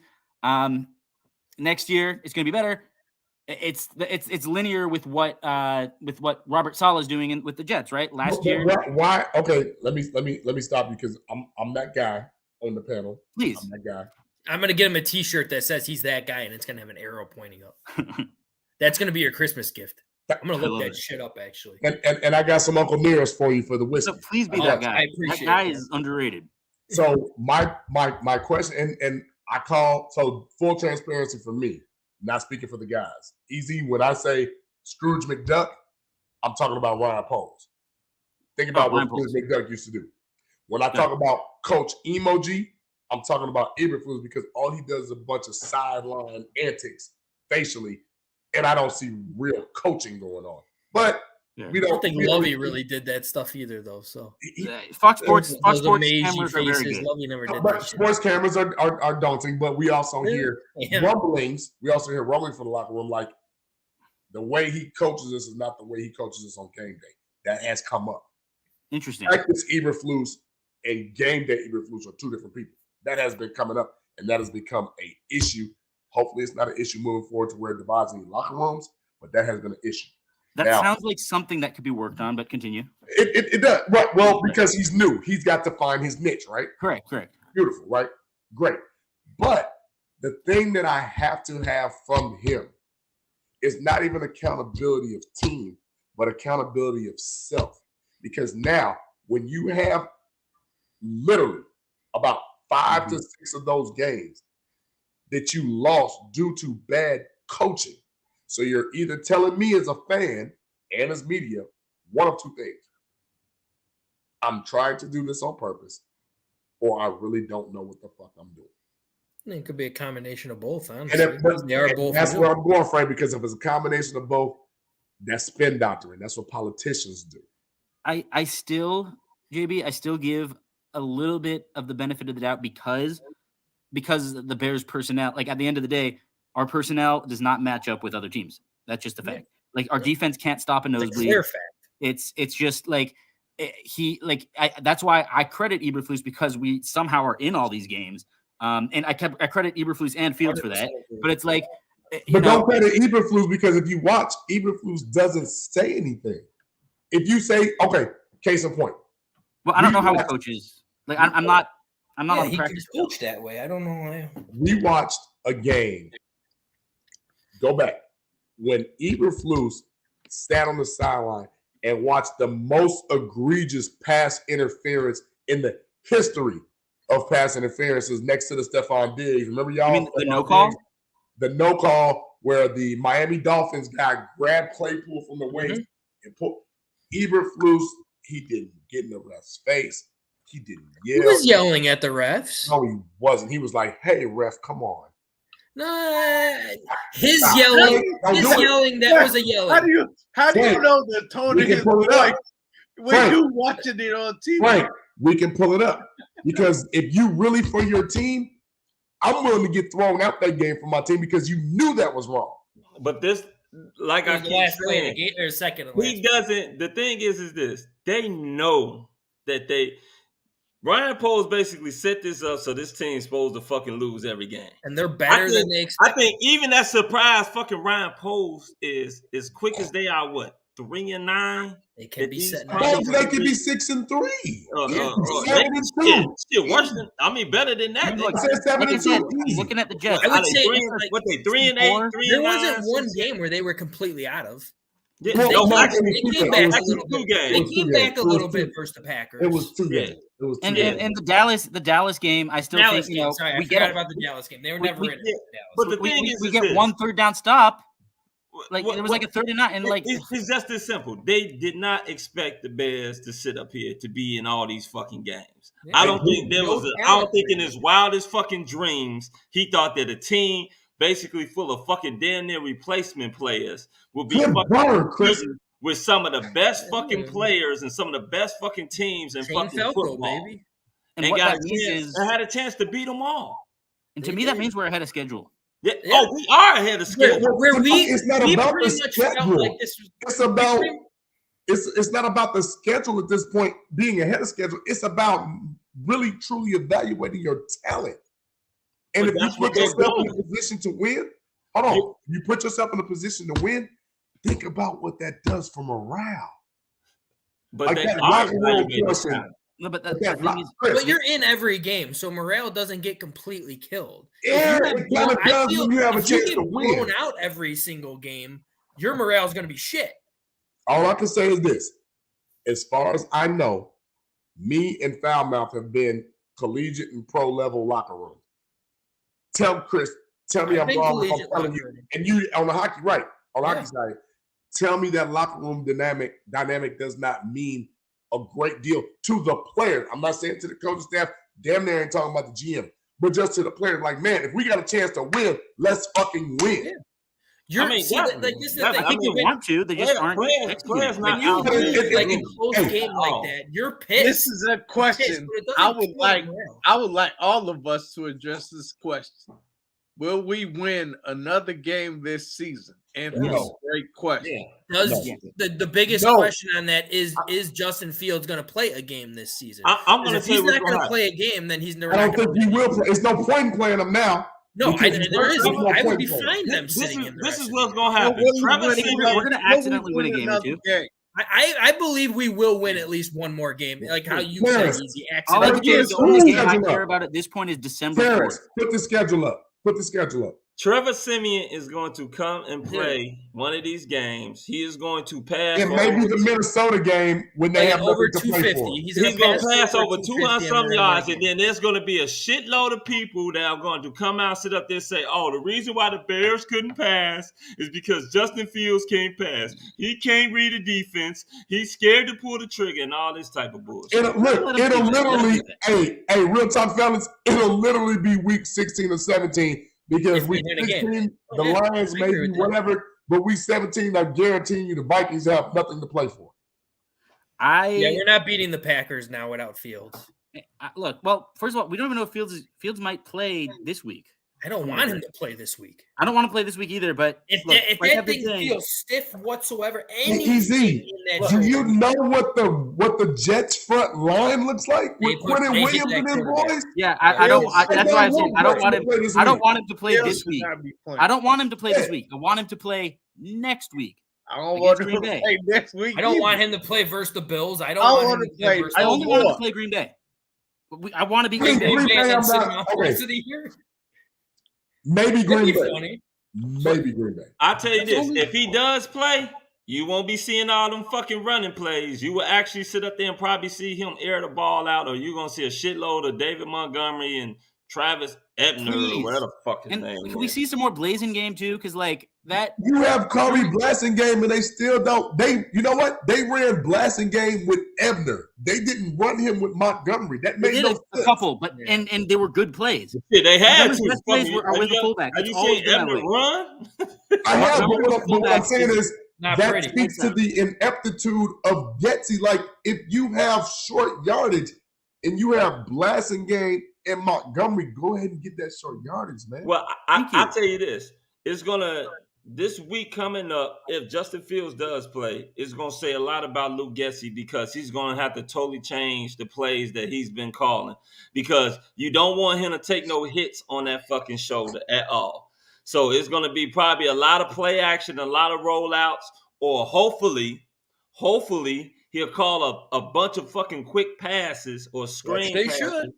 No, they don't need to call no more screens because what are they? Jump passes the I don't understand how you call screen passes when you got fucking Dante Pettis out there blocking. What the fuck? Yeah, but with Equinemius, like he's a good block. Like the reason why no, Chris is right, Easy, because the point is predictability, one, but two, You have a 6'4", 4'4" running 40. I can't said a 4-foot running back. No, it's a 6'4" receiver that runs a 4'40". Go ahead and throw that man the ball. Yeah, why not, right? Can he do me a favor? Luke Gessie, can you please do me a favor? Can y'all please activate N'Keal Harry and put him on one side? Why not? Yeah, I don't understand why he's Darnell Mooney in a fucking They slot. want Pringle to play, man. Like this is the thing. Harry This really is one that person I'm gonna say. bad? Bayless Jones looked pretty good. He looked pretty good in the return game. He had a nice return. He looked pretty good in the return game. But if you're still scared for him to do punts, okay. But why do we have Bayless and Pettis in here? Both of them hardly play. He returned one kick. I'm David Jones. It was a good kick, though. He returned one kick, but was not available in any of the passing games. I know. No, he did one play, and I think it was when Justin Fields might have scored a touchdown too, where they did the fake end around. That was a fake end around, right? You're going to use him for those type things. Okay, that's a 50-50 chance on who's going to get the ball. But this was your number one receiver you drafted last year. Use him. Fucking, you're putting all these gambles, like how you said with Sanborn, all these young people trying to see what they can do. Let's see what Bayless Jones can fucking do then. They're not going to put him in passing situations, but when it comes down to them have to sit up there, he's going to get that ball on that handoff sweep now. I'd like to see him. He has no choice because Justin can't run. Exactly. That's why run. he's going to get it. That's exactly why he's going to get it. Justin's version of not being able to run means he's kind of like Justin's. He's still quick. He's still like. It's not like it's not like he's lost all his mobility. Now, I don't want him to run too much. Well, I just read that the Bears just set up there and they just sent into the NFL a bunch of fucking film. Yeah, they Justin did. Fields getting hit, Players did and too. there's no fucking flags being. They asked them to do that 3 games ago. I'm telling you what the gospel is. They asked them to do that same shit 3 games ago, and they did not do it. Because if you notice, that one that he got sending stuff in, they're not going to do anything about it. Because that take went straight to firewood. It's so basically that goes to their out ratings. Games. Right, and it goes to the future games, but technically that's supposed to be a knock on their rating. Just like, I don't know how far y'all figure this out. Because those won't be the refs that be end up refereeing in playoff games and possibly. That's where the implications are, right? So we take the loss, but somebody benefits in the future. That's what happened. So we're making it good for somebody else. Yes. Man, fuck that shit. Who cares? Bullshit. I would rather Fields sit the rest of the year, enjoy it, get yourself completely. It's not going to happen though, because Fields he's just that much of a competitor. Yeah, I can't see Fields coming back versus Green Bay. Yeah. Am I the only person on this panel that's not worried about Justin at this point? I'm worried about the line. I'm worried about coaching. I mean, why don't they just play? I'm not worried about none of that. You got fucking Leatherwood. Fucking Leatherwood is see what the fuck you got in him. Put him in. You got Leatherwood. You got Harry. He's been playing center. I was going to say Leatherwood for the past 2 weeks has been playing center at practice. He's been practicing it. I read that report and I was like, "What?" Fucking center then. If the Bears, he fucks up. Whatever. Who cares? Bears are tanking, and we know they're tanking, and they said they're tanking. Why the fuck do we care about anything except for Justin Fields? Because for the simple fact you still want to see what the fuck you got. I want to see what the fuck Leatherwood. I mean, you can't rebuild the team next We year. don't got shit. We don't got shit. How you know? We don't know. Justin. I wouldn't say we don't got shit. I don't say we don't have shit. We still got guys that you don't know. It's also because look, you got obviously Justin Fields. He's the one we care about the most.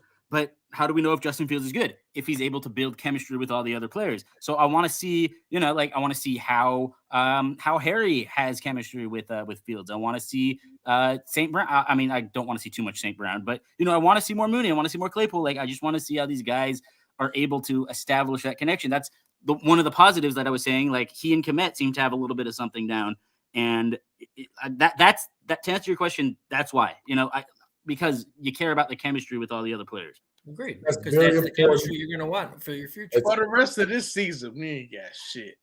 Why risk players getting hurt?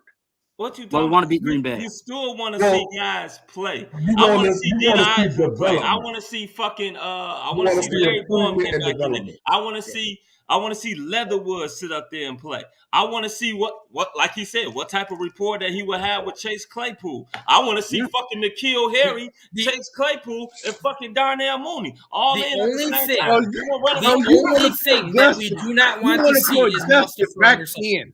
Thank you, Frank. I don't give a fuck if it's Justin or if it's fucking Travis Simeon, because even though Justin is our most important player, I still want to see what the fuck we got in these other. Who's going to be there for next Thank year? you. And that's all I've been saying, because now if you're looking at what they're doing, they're looking at what the money is bringing and what the money is dictating as opposed to what the player is bringing. I know what Byron Pringle is. I don't need to see any more Byron Pringle. I don't know what N'Keal Harry is. Now or You know next why? season. I'm with you there, JB. You know why? I don't know what N'Keal Harry is because guess what? He's been hurt since his rookie year. I don't know what he is. You know who else I don't know what is? I know what Chase Claypool is with a healthy Ben Roethlisberger. I've also seen Chase Claypool with a Ben I don't even know what Roethlisberger. I don't even know what a healthy Ben who's Roethlisberger is. Let's be real. But I'm saying I've seen the production rookie year, 9 touchdowns, 11 total if you count the 2 feet. Dominant red zone target, which we I struggle put it to you with. like this. Let's just say, for instance, they decide we're gonna put Leatherwood at center. Let's say he's about good to above average center. That's a win. Guess what? That's less money you're gonna have to spend next fucking To get a new center. Yes. Yes, 100% agree with that. But let him And Mustafa play. is doing nothing but I think making we're it all more on the same dangerous page for your here. quarterback. I think we're all on the same page here. You know, we want to see some of these younger guys. We don't need to see Mustafa anymore. We don't need to see Pringle anymore. We want to see the kids. But I'm personally Damn, Braxton Jones. I don't think that's no more. I don't. Braxton Jones. Yeah, I don't either. I wouldn't mind at least throwing somebody in there to see what they can do with it. Yeah, I'm not bailing on Braxton Jones saying I am. I know you are, JB. We had this conversation, but yes. I'm not giving up on him with that yet because he's a big, strong guy, yes, but he has to hit the gym because he's getting bull rushed way too much. So he's got to do a lot. He's a great guy, but he doesn't know how. Why do you not want to see more Braxton Jones? And again, this is just curiosity. Like because he's gonna get every fucking QB killed.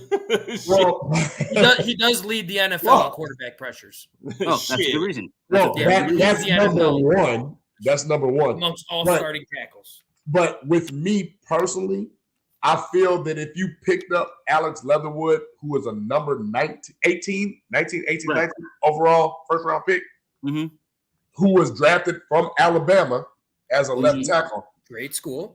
I think a first round talent in the SEC trumps a 5th round talent at Southern Utah.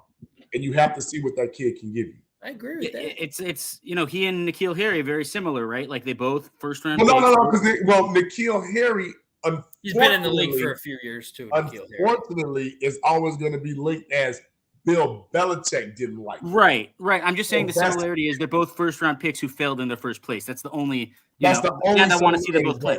You know, right. I want to see them. I want to see what both of them could do. I want to see them progress because, like I'm going to challenge everybody on this panel, you including Easy, because I'm just meeting you for real. But when we got Buddy from the Vikings, we were none too impressed because we knew what he was. None of us really were. Yeah, none of us really were. Say his name again, Chris. He looked good in preseason games. Who do we get from the Vikings? Oh, I thought you were talking about the wide receiver. Sorry. No, I didn't give two shits that we got. Because I remember you were too. We were like, Dakota Dozier, who couldn't make it on Minnesota. Like, why? Yeah, we seem to pick up a good bit of scrap heap from our division rivals. I swear to God, I read an article that said our top priority in free agency was getting Eggleton Jenkins from the fucking Packers. And I'm like, Jenkins is pretty good. Rodgers. Like, why do we want that guy? Because I'll tell you why. Because he's versatile. He can play all positions on the line. However, that's the same thing they said about Lucas Patrick, and that son bitch ain't been shit but hurt. And Chris, where's Lucas Patrick? He has to be behind Mustafa. Look, that's a devil's advocate comment though. Like I would not make him my first priority. Thank you. I'm glad you like that. Are we finished talking about the Bears Falcons game? Hell no. We can wrap this shit up if we are. Well, I mean, we can talk about some Bulls. Yeah, that was a fucking great game yesterday, man. Yeah, well, but I ain't holding my friggin' not saying, oh, I feel better. I mean, let's talk about it. They beat the Celtics, even though they were letting the lead. You know how they beat the Celtics? They were jagging the lead off. They played defense. I mean, the thing is about this: the Celtics are one of the best 3-point shooting teams in the league. I think they're going to hit the most 3-point shots in the league. So they're going to make comebacks with their shots. The reason why the Bulls beat the Celtics is because finally Billy Donovan found out. You throw the ball in the Vooch. Yes. You play inside out, motherfucker. Yes. God damn it. And that opened up 2 years to realize that. You play inside out. When he has a fucking mismatch, you throw the ball in there. When he don't have a mismatch, you throw the ball in there. Vooch had, 6 or 7 assists yesterday? Yeah. And just a team that can't fucking shoot like that, you have a better opportunity of hitting wide open shots than you will with contested shots. And just that's why the fucking Bulls won. Like how you were saying with the Vooch situation too, is like, and this is like not to like downgrade it or anything, but I feel next game they won't fucking do that again. Well, they probably won't. Like Donovan does not like playing off centers, even if it works. A lot of that has to do with matchup too, fellas. Agreed. If you look at Giannis next, so at the 4 Celtics losses this year, 2 of them are against the Bulls. Yeah. So, I mean, the Bulls match up well with them. They can do that. What they were doing, they could do that with almost every team. They were running them off pick and rolls and getting matchups. And then every time when you're going to play a small forward on Vooch, you're going to lose. And Vooch was destroying them. And then when they double teamed him, they were lighting him up for wide open looks. And that's that late 3 by Zach was like dagger. I'm glad he got his confidence back. Like, yeah, because he had a bad first half again. A little bit nice to get ball back. It would be. It would be great to get ball back. I don't see it happening this year. I don't think it's happening this year. I don't think we just don't know when it's going to happen. But at the end of the day, they still have that guy in DeMar. And I keep telling people I love DeMar. But DeMar gets his fucking to DeMar zone, and nobody else touches that fucking ball but him, and he fucking fires up every. He had a dagger 3-pointer too in double cover. I mean, he hits. It's always shots. Can I hit y'all with a take about DeMar that my friend and I were talking about the other day? That's like, I'm going to start a fire. DeMar DeRozan is the Dak Prescott of the NBA. Dak Prescott? Yes, I think I've actually heard that one. Explain. I heard a good player. He'll put up numbers. He'll give you some really good regular season games and stuff. But like, he gets in his own head when it comes to clutch moments. You know, they sink under the pressure. I like DeMar DeRozan. He's not going to be the best player on a championship team. No. Toronto DeMar for sure. I can see the correlation with Dak Prescott. Toronto for sure. Okay, that's fair. For sure. This one, the reason why I say it's a little different, and I don't know if Billy Donovan and or Mark Eversley and or Arturas Carabas, blah, blah, blah, blah. Yeah, don't even try. I can't say name. Before something is actually made available via trade or free agency, I don't know if they're going to last. One of those 3 people have to go. I for like 1,000% believe that one of them got to go. I still hope they trade. You want to know who I want to give a clap up to? Pat Williams. He had a solid game. He took JT off the solid game. I'm gonna be. But he doesn't do that consistently. That's the problem. That's probably the best game that I've seen Pat Williams play in a very long time because one, he was aggressive. Mm-hmm. He was aggressive. And he didn't hesitate. He took some shots. Hell, he was looking like what he was doing this offseason, working with DeMar DeRozan, working on his one-on-one game, working on his dribbling, hitting some fucking shots. So I was liking what I was seeing. Unfortunately, like you sit up there and said, they're going to have to do something as far as when it comes down to a trade because they are not going to be able to hang with teams, particularly in the playoffs, because we have seen DeMar DeRozan fall off in the playoffs because, like I tell people all the time, in the playoffs, teams have a chance to actually do their homework on you. They're doing their homework on you. It's not okay, I got Chicago tonight, then I got to go to Milwaukee the next night, then 2 days later, I'm going over here and I'm playing Charlotte. They got a chance to sit up there to study you. And you get to learn all their tendencies, everything. Yeah, exactly. Yeah, that's kind of why. I mean, that's why the NBA is such a single-player dominant sport, because like there's only so much you can study up on LeBron, only so much you can study up on Giannis, right? Like, can't stop Curry all the time. So, But the thing about the Bulls is the way that they are presently constructed. All right, now, Anthony. Later, the way that they are presently constructed is traditionally not how Billy Donovan runs a team. No, it's not. That's the problem. It's not. It doesn't seem like the president and coach are on the same page. Which is never a good thing. Take it from we all know as Chicago fans. Yeah. Well, just keep him in perspective.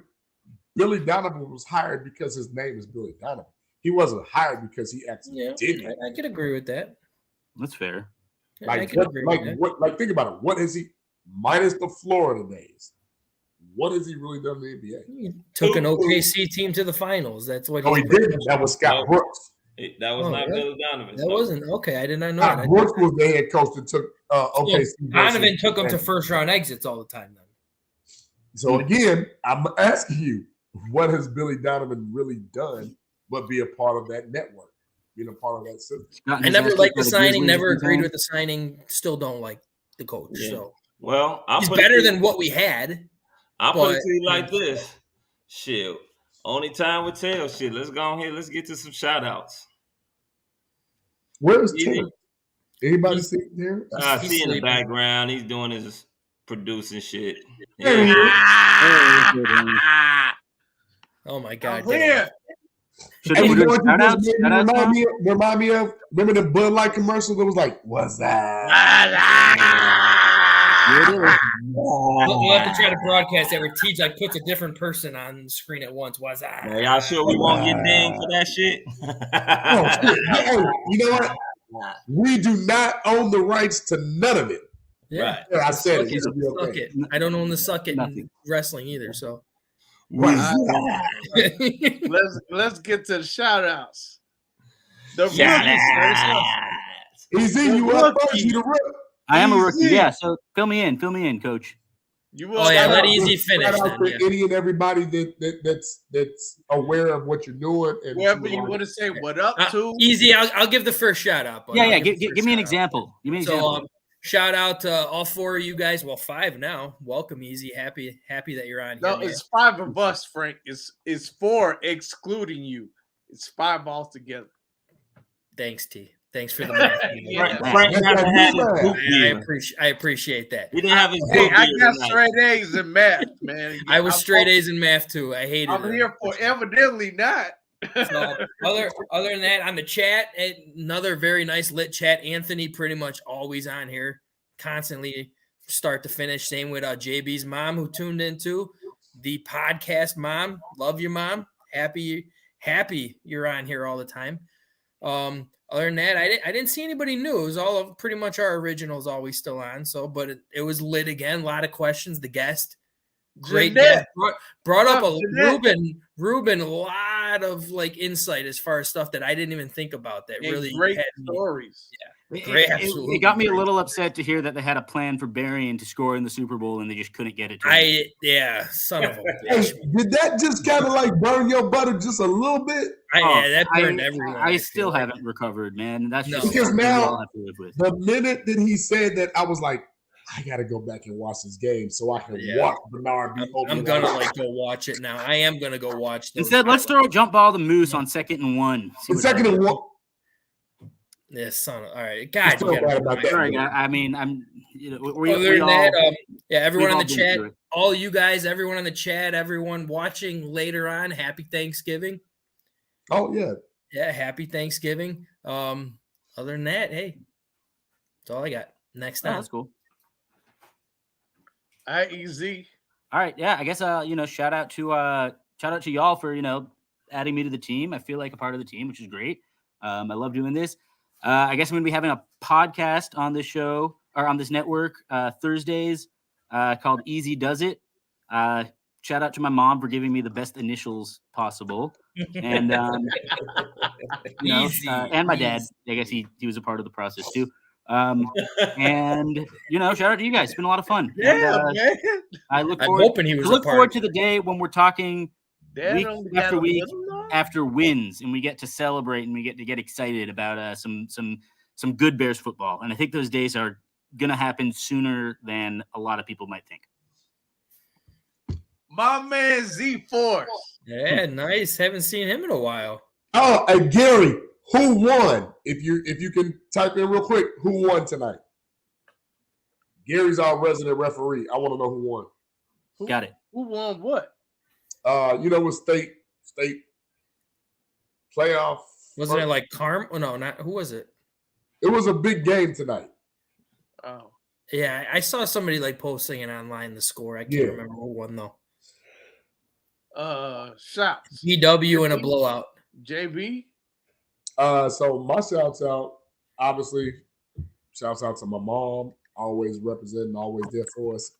But I have to really, really make this point known. Shout out to Ruben Brown because when I tell you he was one of those guys. We hadn't had. Think about it, fellas. Think about it. Just on the offensive guard side, we haven't had one of those real guys since what? Mark Bortz? Kyle Long was pretty good, but not that good. But for what he brought to that 85 team, right? Yeah. Remember Jim Covert, Mark Bortz, Jay Hilgenberg, James Thornton, right? So we have those guys, but when I tell you what Ruben Brown did to take us to that next level and make us a Super Bowl team, come on, man. Heavy shout out to Ruben Brown because when we have one of those guys on the team and they come on and talk to us about what really happened and what's really going on, I have to honor and I have to show a lot of love and gratitude for that. So shout out to Ruben Brown. I hope we get to talk to him again. I know he had to go. Great stories, but I think he was going to dig in a little deeper into what we had going on with the current situation. He was itching. He was chomping at the bit. We just got to get him back on and continue. So shout out to him. And shout out to y'all, man. Hey, happy Thanksgiving. Go eat well. Hey, Chris, we ain't going to James for no fried turkey this year. I ain't heard nothing. So nah, man. Don't y'all love JB shout outs, man? Because he always has a part where it's real dramatic and it gets real quiet and he talks real low. He brings up food. Like you can't talk loud or anything. You got to talk real low. He tries not to yell at people. He's kind of like Eberflus. That's JB, boy. That's JB. No, nothing like Coach Emoji. Nothing. My bad, foul mouth. Oh no, it's all good. Want to give a shout out to you guys.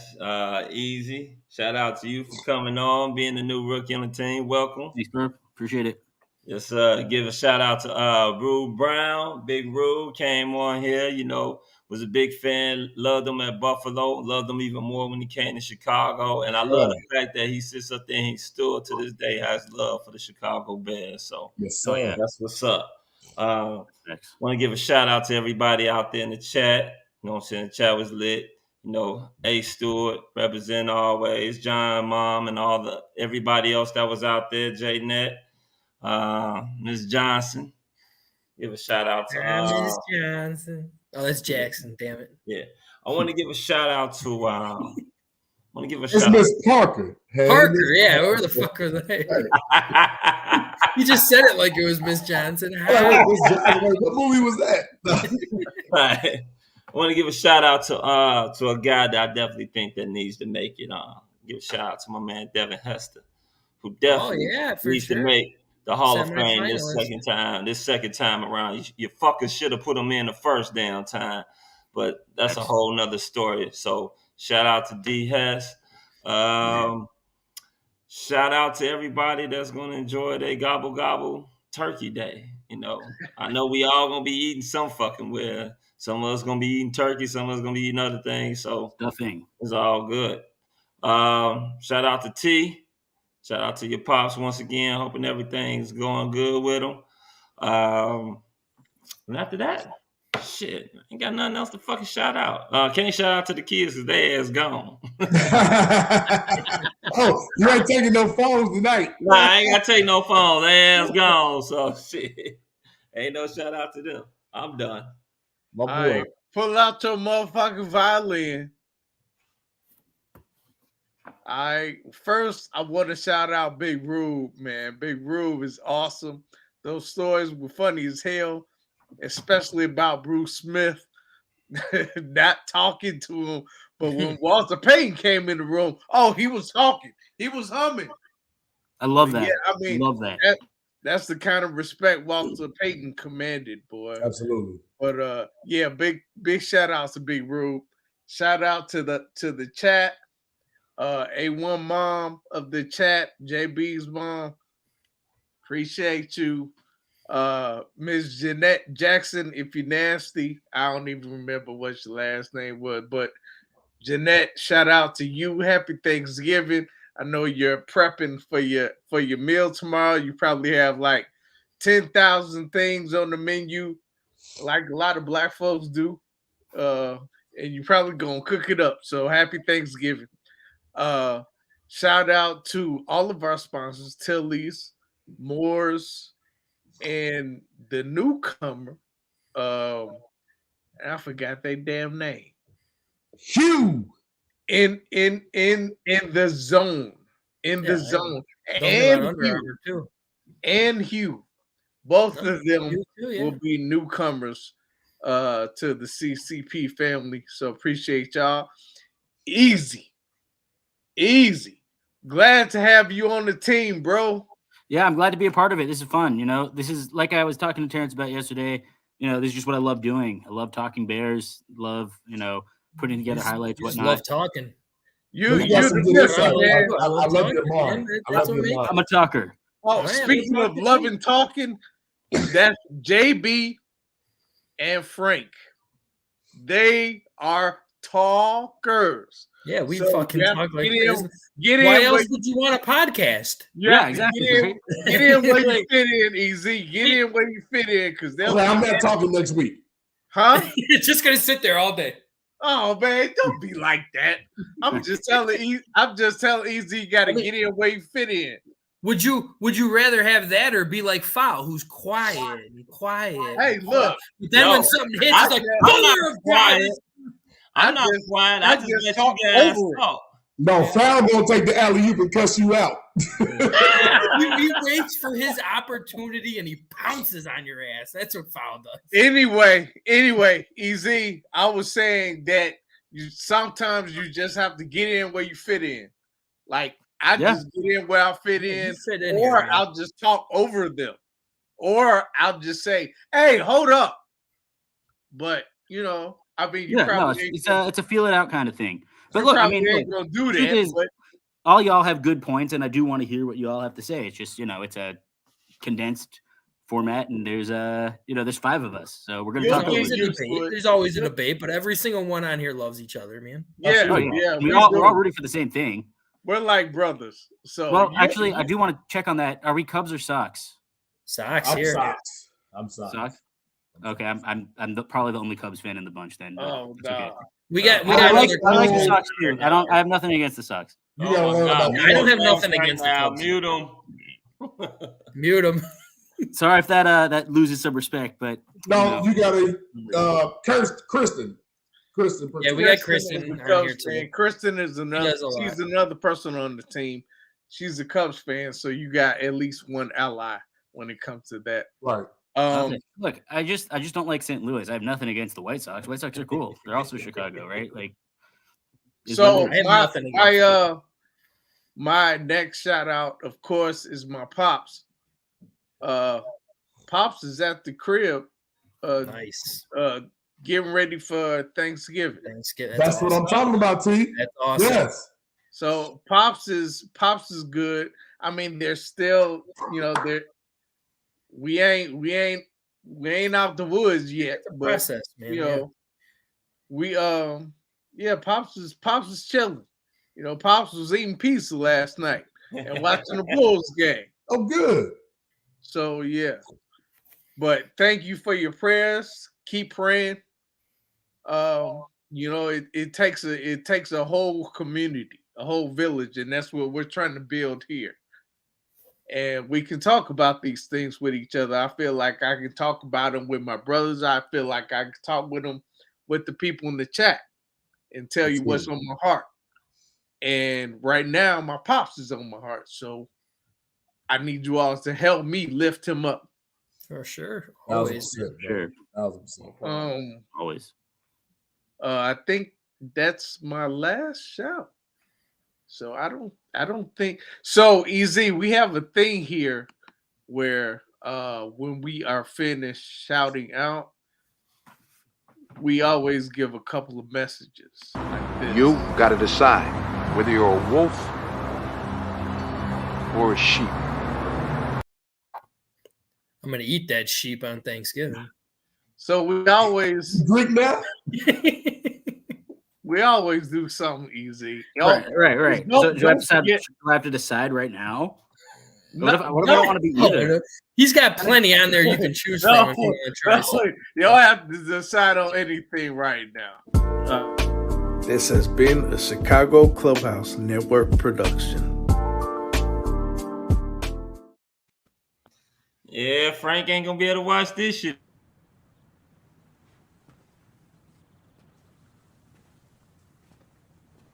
You're still here. It's over. Go home.